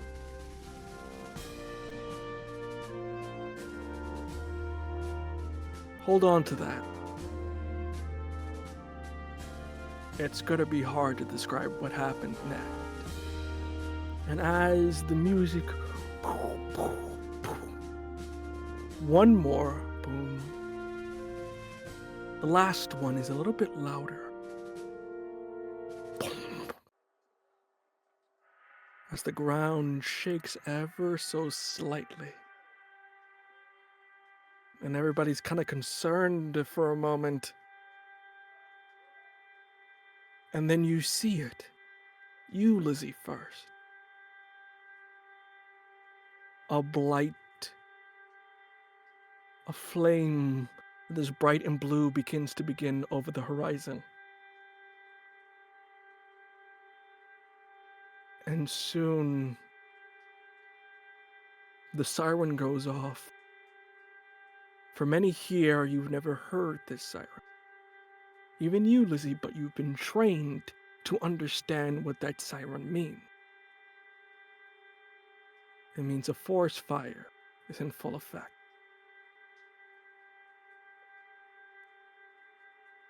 In this moment, there is panic. People don't really know what's going on. How are you controlling the situation as you see everybody's kind of concerned what's going on? All right, everyone, we're in full evacuation mode. Make sure to get to your exits. This is not a drill. There is a forest fire. Get to your loved ones. Make sure. And as I'm doing this, I want to try and lock eyes with Lola in the crowd. If I'm not already standing next to them, wherever. Yeah.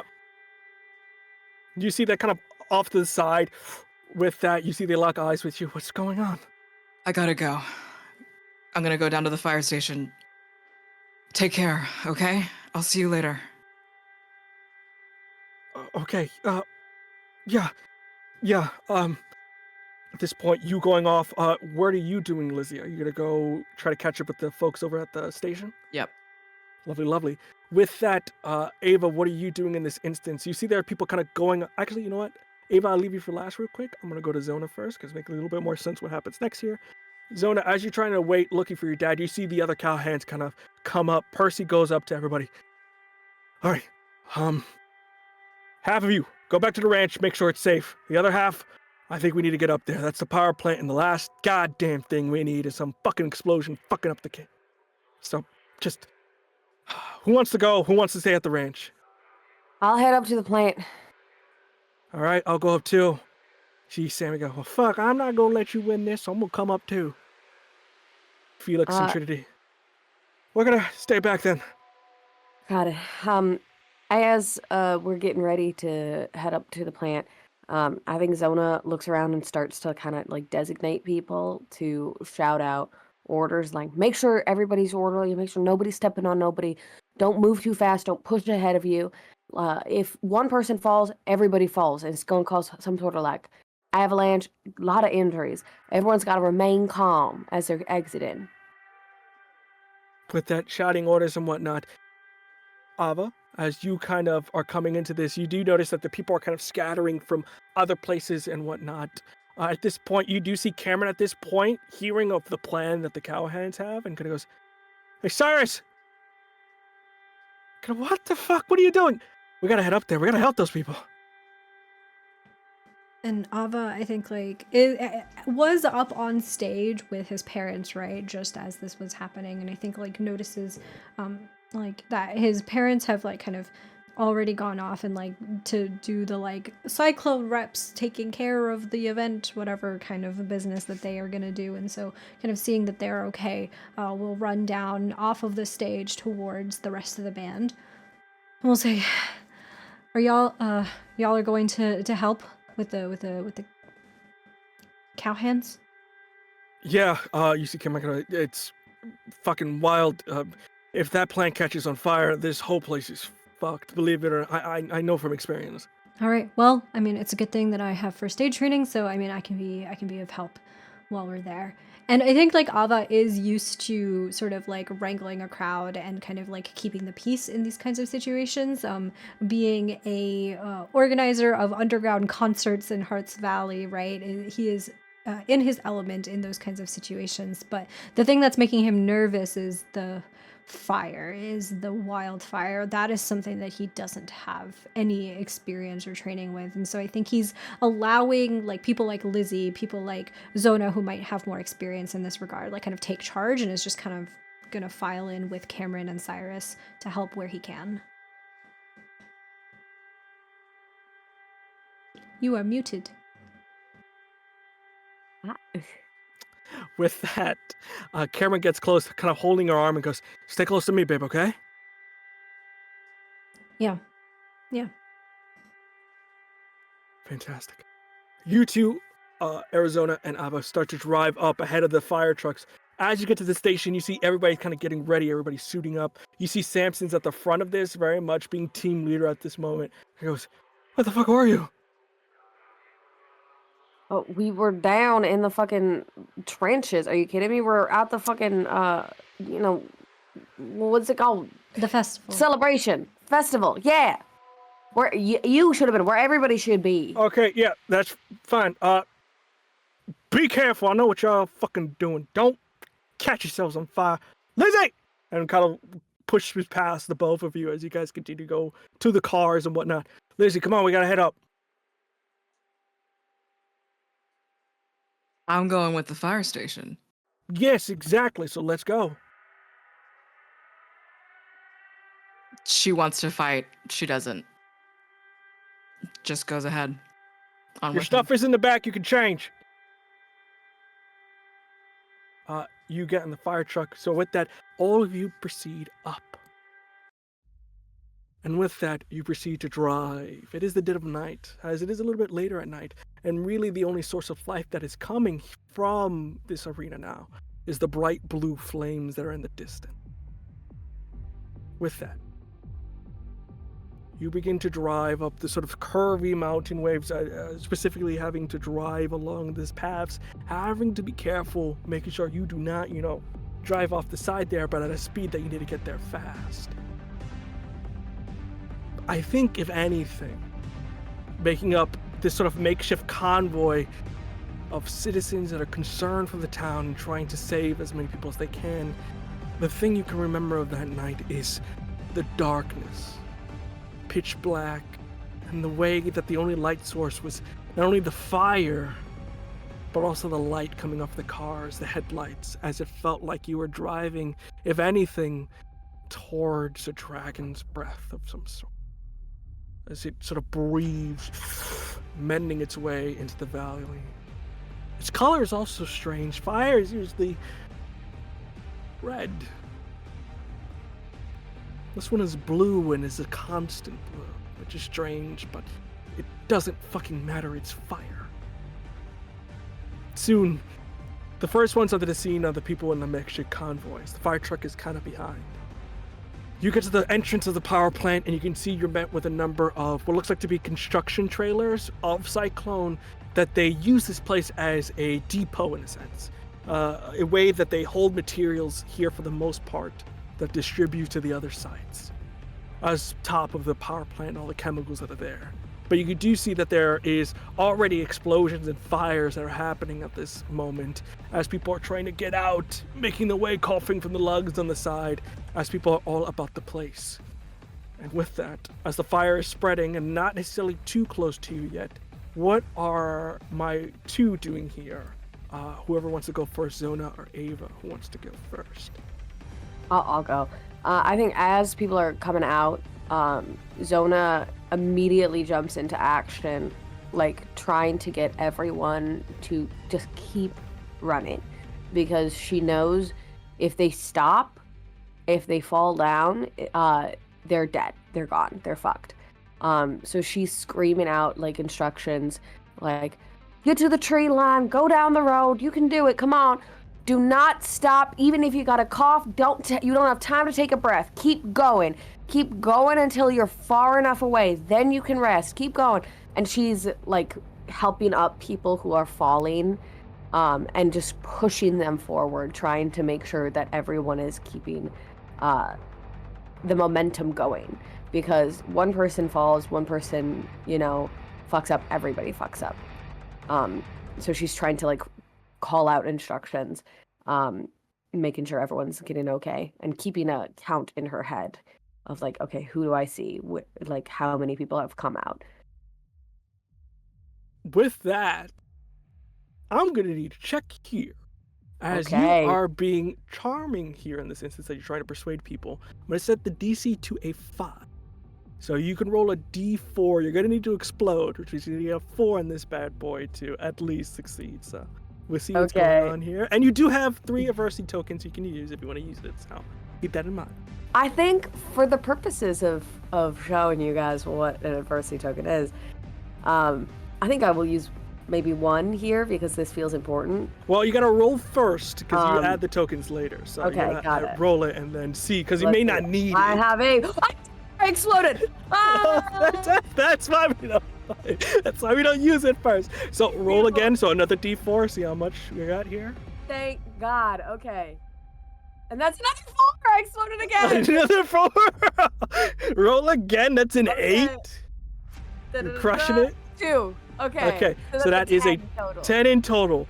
With that, you feel this wave of like confidence in you as you just motion people to keep going, keep running, going out the way, as you effectively act as an organizer at this point, making sure whoever's here to help knows who to get and whoever's running out where to go, as you are controlling the scene with You ease. can herd a cow, you can herd people. Yeah, you can do it as you are just doing your work here.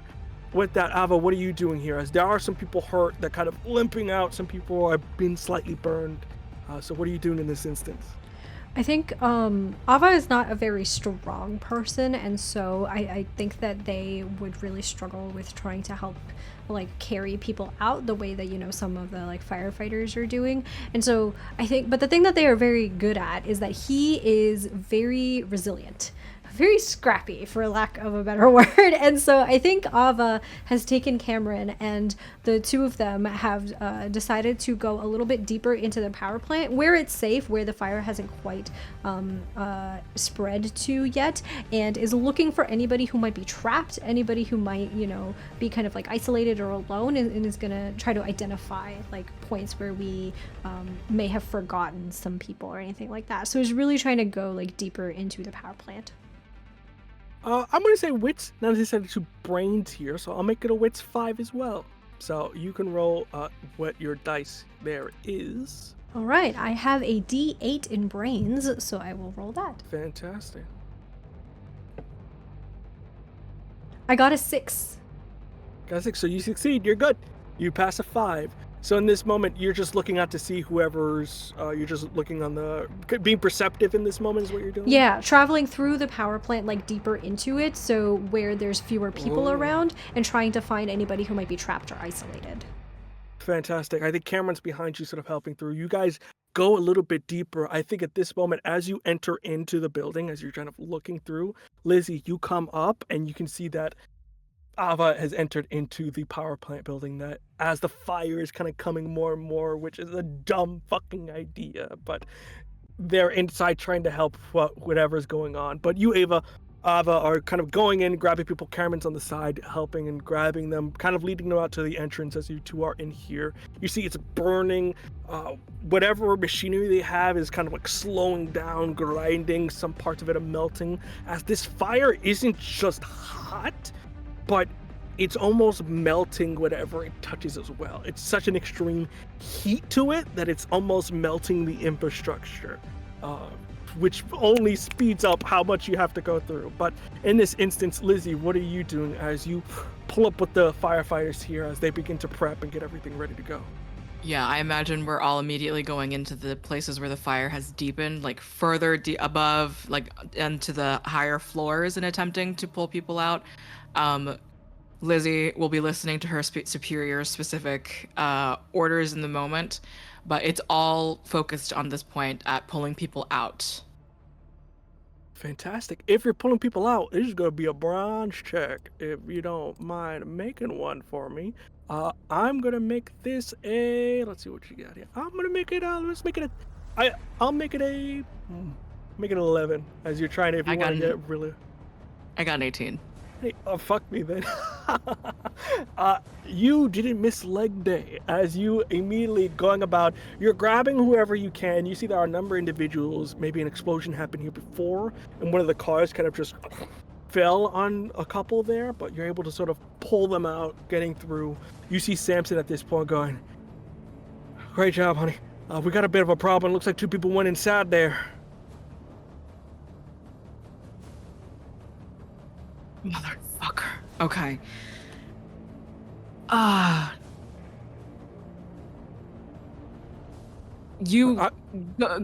down. I'll cover your back. I'll get the water hose. I'll cover your back. Don't worry. Just go get them the fuck out of there. They're gonna fucking die.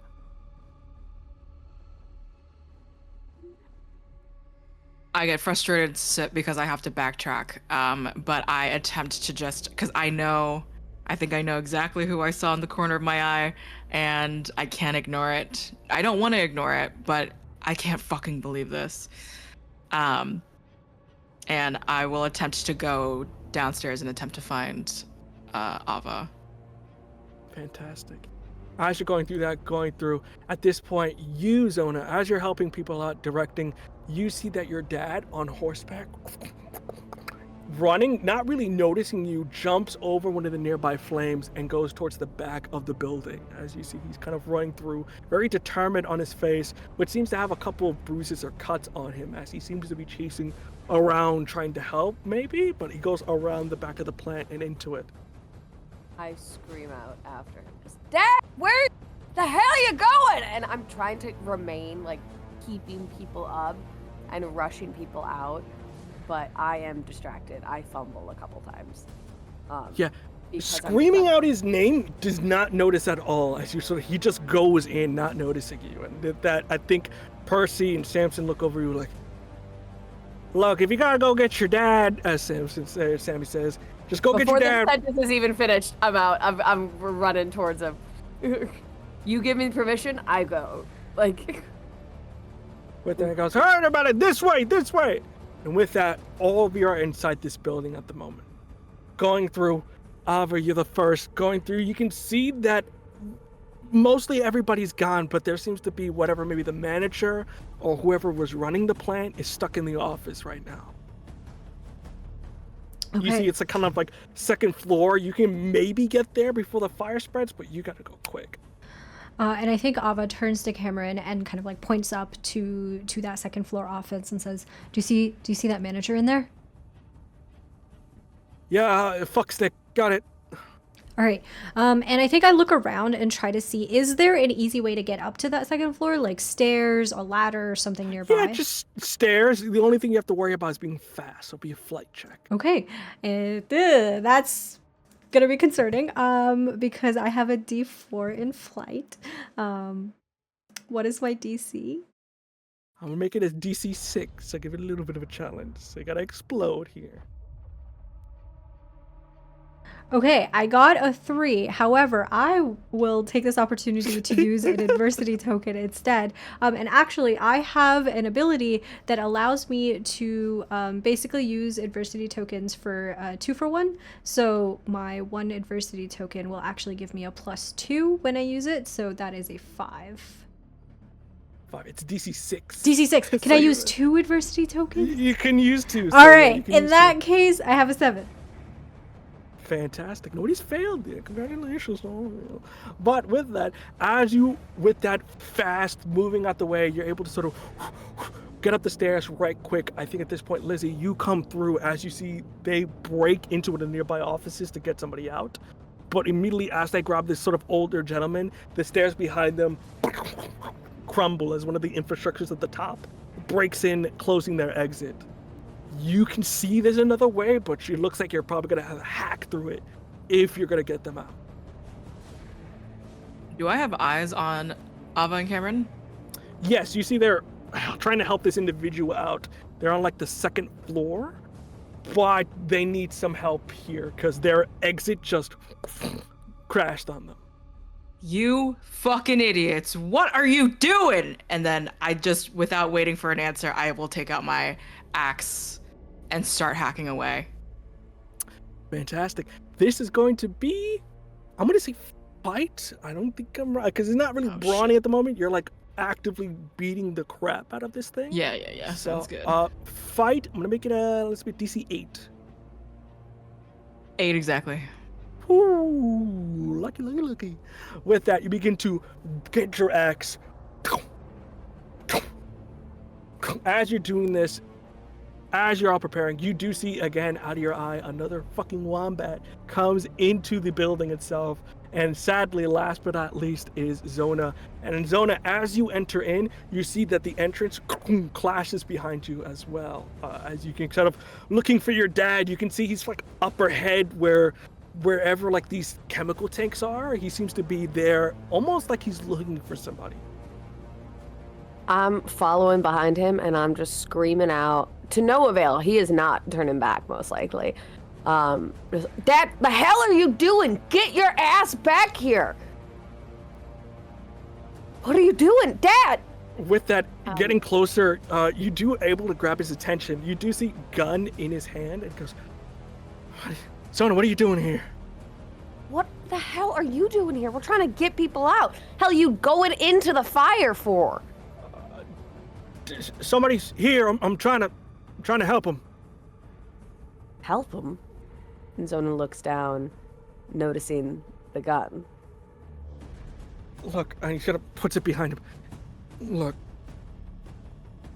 you trust me, right? I do. And go help them as he sort of points towards Lizzie and all of them. Get out of here. I'll explain everything when we get out of here, okay? No, Dad, whatever it is, it can wait. You need to get out. I will. Now go. You do notice you hear something as somebody seems to be running upstairs. Go now. And you see he begins to run towards the noise. Arizona at first runs a few steps to try and follow him and screams out, Daddy, come!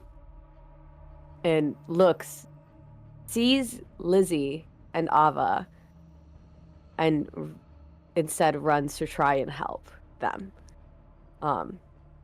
Trusting that her dad, Hurricane Holloway, the seemingly larger-than-life immortal figure that he is, he's never been wrong yet. So... With that, you begin to go up. At this point, Lizzie, you're able to finish Ava, you're able to get out of this in this instance here. Coughing, Cameron goes, great! How the fuck do we get out of here now? And I think Ava has the manager kind of like leaning up against him, so like trying to like prop him up between the two of them, and is looking around and sees Lizzie, who had yelled out at the two of them, and said, "Hey, Lizzie! What? Lizzie, we have a person here who is stuck. Do you think that you could help us get them out?" So that as soon as you pass this person on over, you're gonna get your fucking ass back into the fucking fire? I just wanted to make sure that nobody else was stuck in here. Are you... She has to stop fighting. She just grabs the person. Zona, you, me now. All right, Miss Lizzie. And Zona grabs like one end of this person. Yeah. Lizzie on the other, and they lift up, I assume together. Like this manager trying to get him out as quick as possible. Just focusing on saving this life. Fantastic. As you guys all pick this person up, as you all head towards what looks like to be an exit, the doctor's voice comes back in your ear again. Why did you go and help people you really didn't know? I mean, you could have just ran away, found a safe place in town. Why did you decide to risk your lives for a no-name manager? Starting off with, I think, Ava first. That feels like a silly question. I mean, we're all part of the same town. We all live here. We have to look out for each other, don't we? Looks over to you, Zona. Your dad was in there. Why didn't you go after him? I did. And I don't think that no-name manager's wife or kids would appreciate him being referred to that way. My apologies, I'm just... Wouldn't you want someone to go after you, no-name doc? Not if it puts their life in danger. Well, that might work in some fancy philosophy college class. Not here. Lizzie, it was your job, I understand, but still, you didn't have to go in and rescue these two. There were other people who needed help.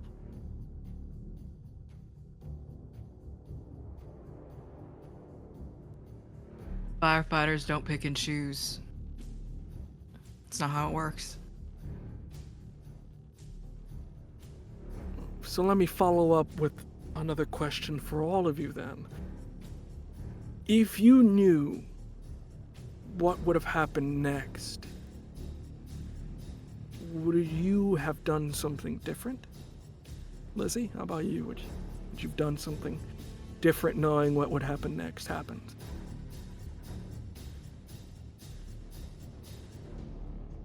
I would have kept my eye on Samson. Wouldn't have told him to fuck off. We would have been together the whole night. What about you, Zona? Would you have done something different? I'd like to say yes. And I would have stayed with him. He would have had my hat if it meant, though, that he lived and somebody else didn't. And Ava, what about you? Would have you done something different? What's the point of asking that question? Why sit in what ifs and possibilities? I mean, what happened happened. So let's just, you know, sit in the reality of what happened. The camera cuts over Lizzie The door is slightly budged for a moment of the exit, but with that, you put one foot, put another foot, and 1/3 foot as the door slams open. You all proceed to run out, but in the background, the fire and an explosion from your backs push you all out as you go unconscious.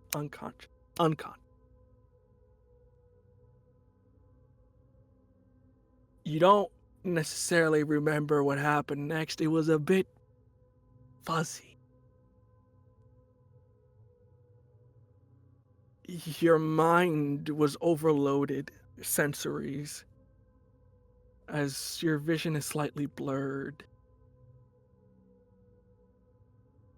As you can hear the echo of the siren still going, but muffled. Everything seeming like it's coming all at once. You don't notice it, but as you guys are kind of separated at this point, picking yourselves back up, some of the embers of the flame begin to enter into your mouths. It's just so much in the air, and you can taste the ash.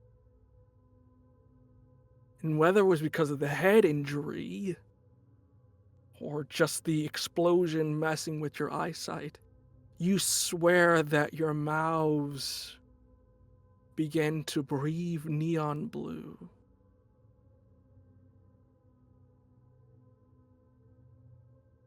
As you're trying to pick yourselves back up, you, Ava, begin to hear Kameron screaming, "Help!" Ava, I think the tinnitus of the explosion and the aftermath of it still ringing in his ears kind of like lifts his head up off the floor and then like props himself up on an arm and just shakes his head from the pain that is ringing through his body and looks towards where Kameron's voice is coming from. Going through, you can see the fire still raging, but you see Kameron, you see one of the trees must have got hit with a steel or something and it just crashed on his leg at the moment. You can see that he's like trying to push it up, but it really can't. And the fire's getting close to him and he goes, "Oh, thank God. I need help. The tree fell on my leg and I can't get out in the fire. It's getting close. I need help." And Ava, I think, like, scrambles slowly, like, slipping a bit, trying to get his bearings as he gets up. And he, I think, slightly, like, limps over towards where Kameron is a little bit closer and says, "Kameron, what happened?" Fucking metal must have flew out and like a disc just hit the freaking tree. I'm in a lot of pain.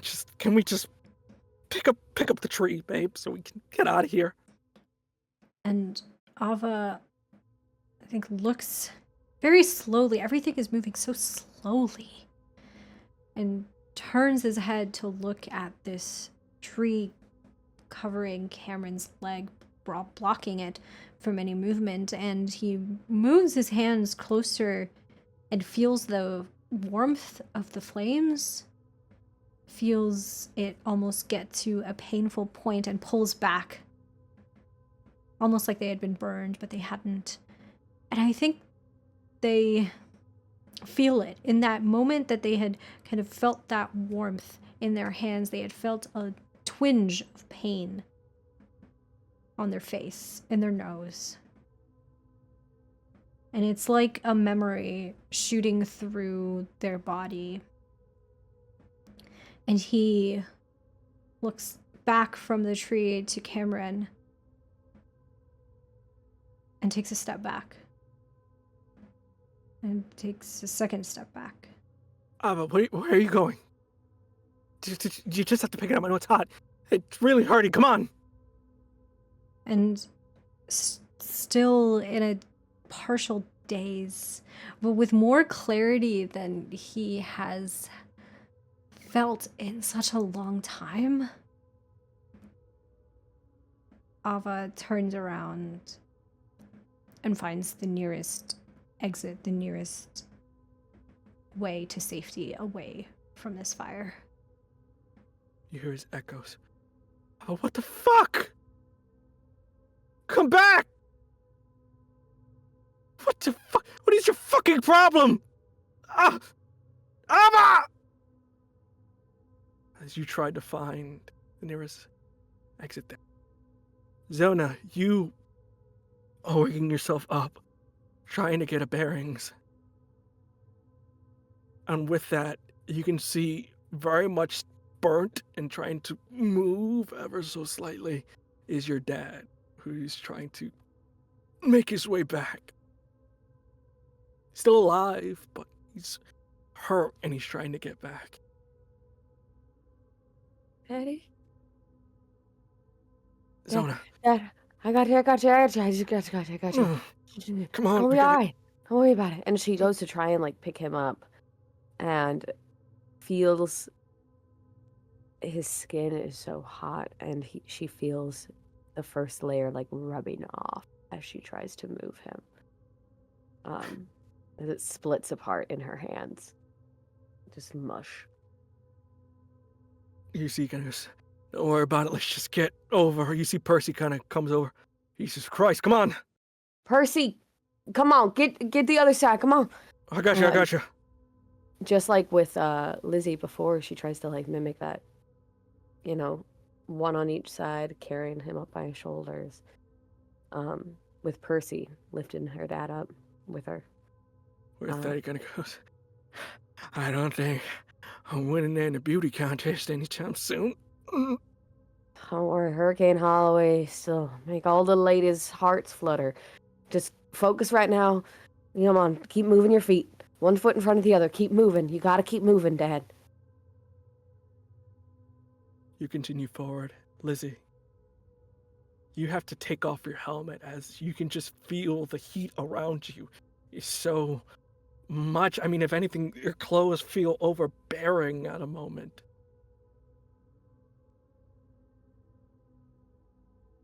Samson. Hey, who's around? You see one of the firefighters. Is that you, Lizzie? Yeah. Samson got hit. He's on the way to the hospital.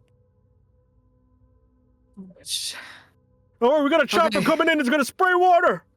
Okay. Get up to my feet.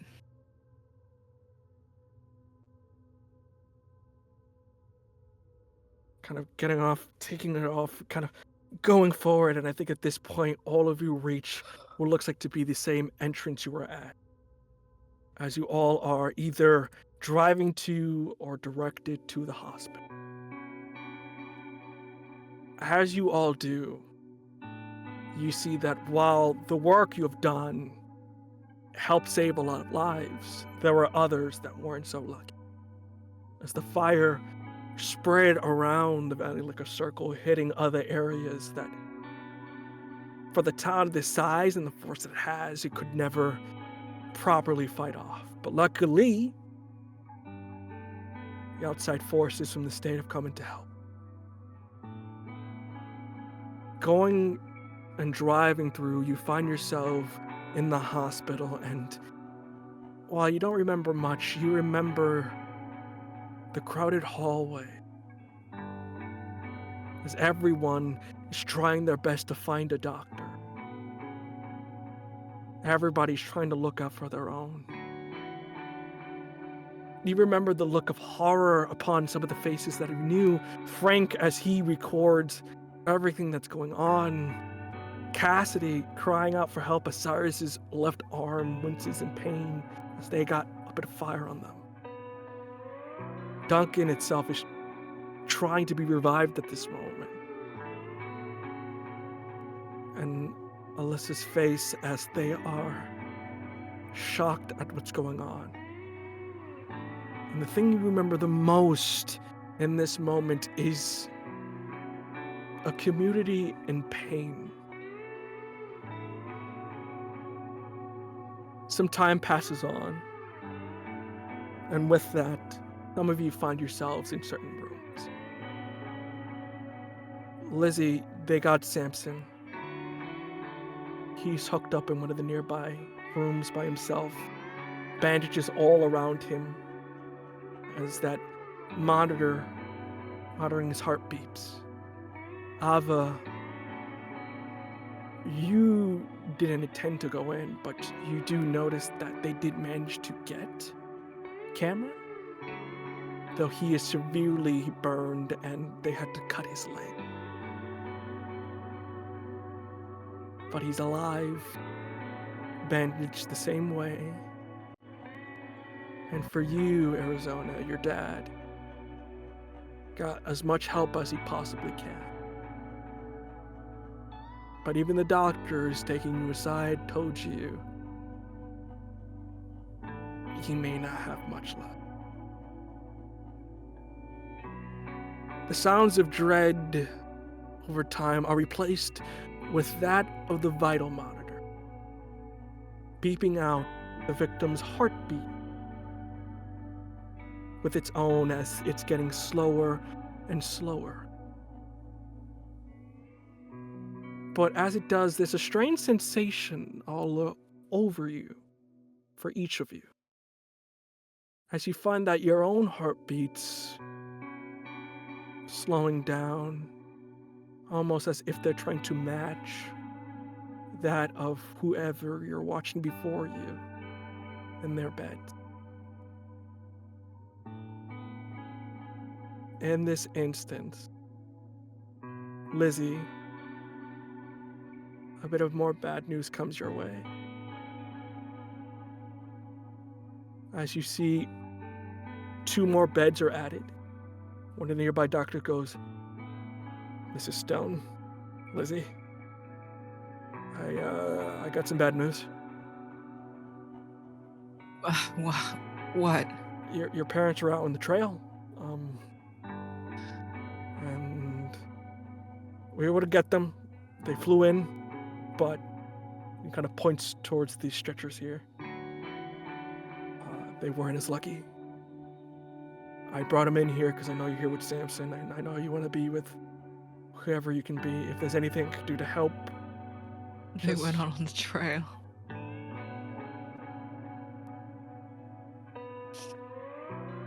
Yeah, all right, Doc. Thank you. I'm sorry. And I think you can hear your parents, while very strained, kind of go, "Lizzie," from your dad. "Is that you?" Yeah, it's me. I'm sorry. I thought it'd be romantic. I didn't expect a fucking fire.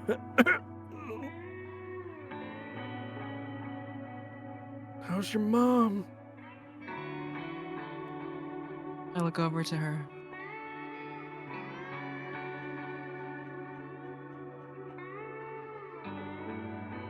You can see that she's not responsive at the moment. I mean, she's still alive, but not talkative. And he goes, I say, even with all these bandages looking like fucking mummies, still the most beautiful sight I've never let my eyes on.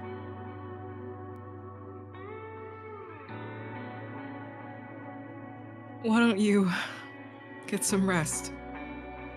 Okay? Look, I don't know how much time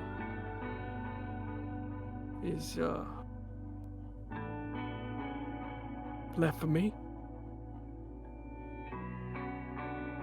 But, you know,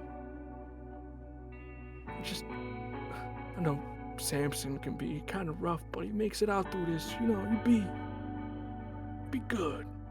But there's only so many people in the world you got.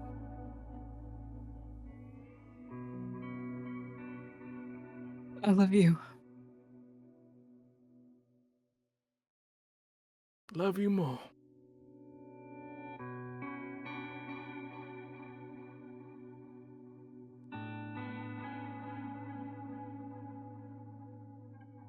I look out over the 3 of them.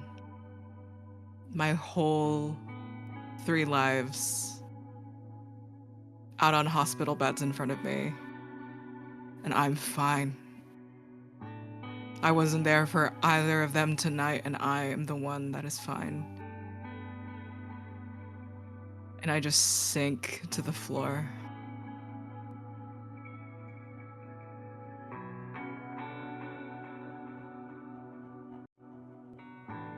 As it goes over, you, Ava, are in your room with Cameron, though not responsive. You can see his eyes are still moving, but now he's not really able to speak. And if anything, I think what you see is just rage in his eyes as he looks at you. Ava looks back at those eyes, and he's doing his very best to put on some sort of affectation of concern, of relief at seeing Kameron. But there is none behind it. Nothing sincere there, and if anything, there is a fear at seeing Kameron. Because if Kameron makes it through this... So Ava just, I think, stands by Cameron's bedside, very nervously, arms crossed, foot tapping, just kind of fretting about, trying to figure out in his head, well, what is he gonna do? What is he gonna do now that Kameron is still here?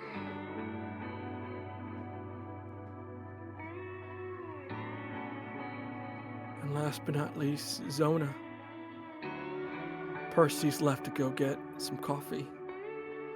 And you see your dad kind of getting up ever so slightly. No, it's alright. Just whatever you need, I'll grab it for you. I don't, You don't need to get up. I don't need much except you, kiddo.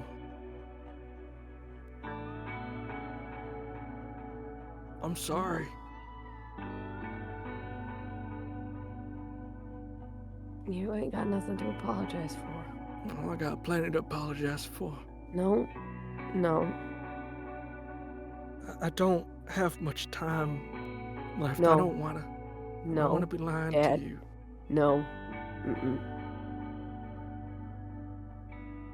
Love means Me? never having to say you're sorry, right? Never does. So you don't have to worry about any time.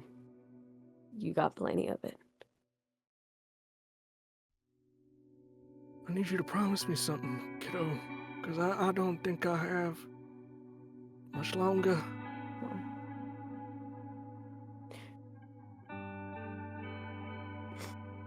Mm-hmm. One's a personal thing and one's a little bit selfish.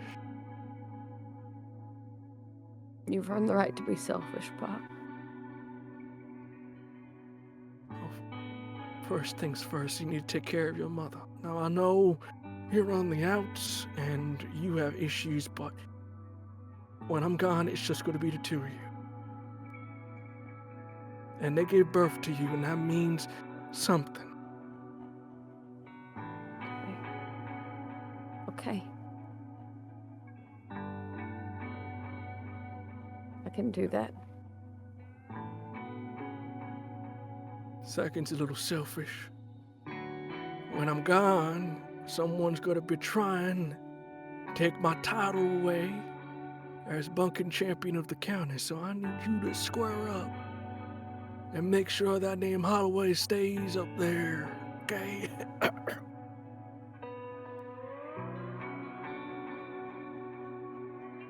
right, Daddy. I'll keep him up there. Remember this, kiddo, when in doubt, you were Holloway through and through. Last of us. That means something now.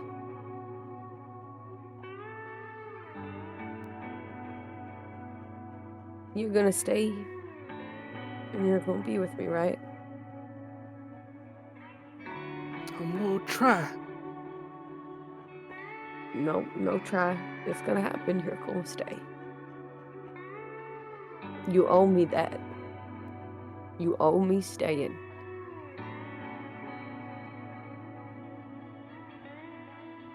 You see He tries to respond, but the monitor begins to be a bit erratic. All of your monitors begin to become erratic,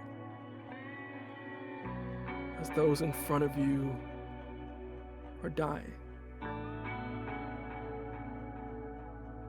As you're watching this, you see that they're all saying something to you.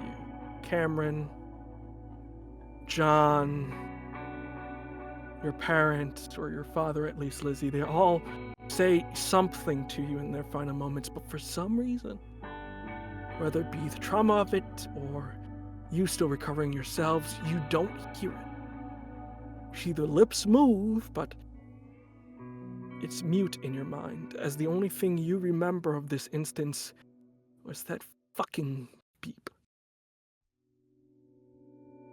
Beep. The camera zooms out over Ava, looking at Kameron. Boop. The camera zooms out. Another panel for Zona. Boo. Another one for Lizzie. Until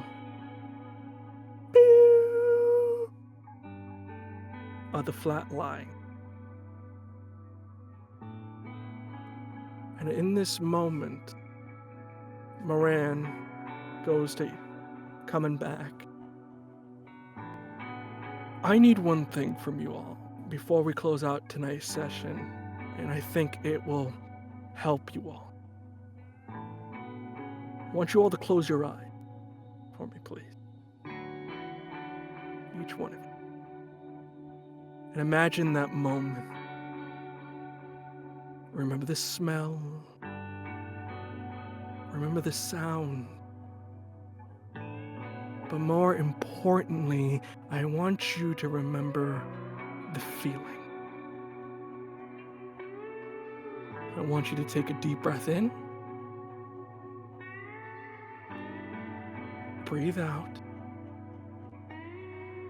And on the count of 3, when I get to you, describe in one word how you felt in that moment. Ava, what did you feel in that moment?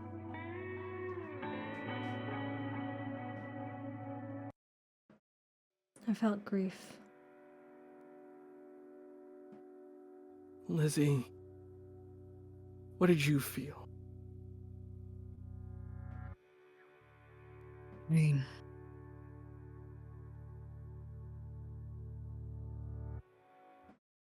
Arizona, what did you feel? Follow.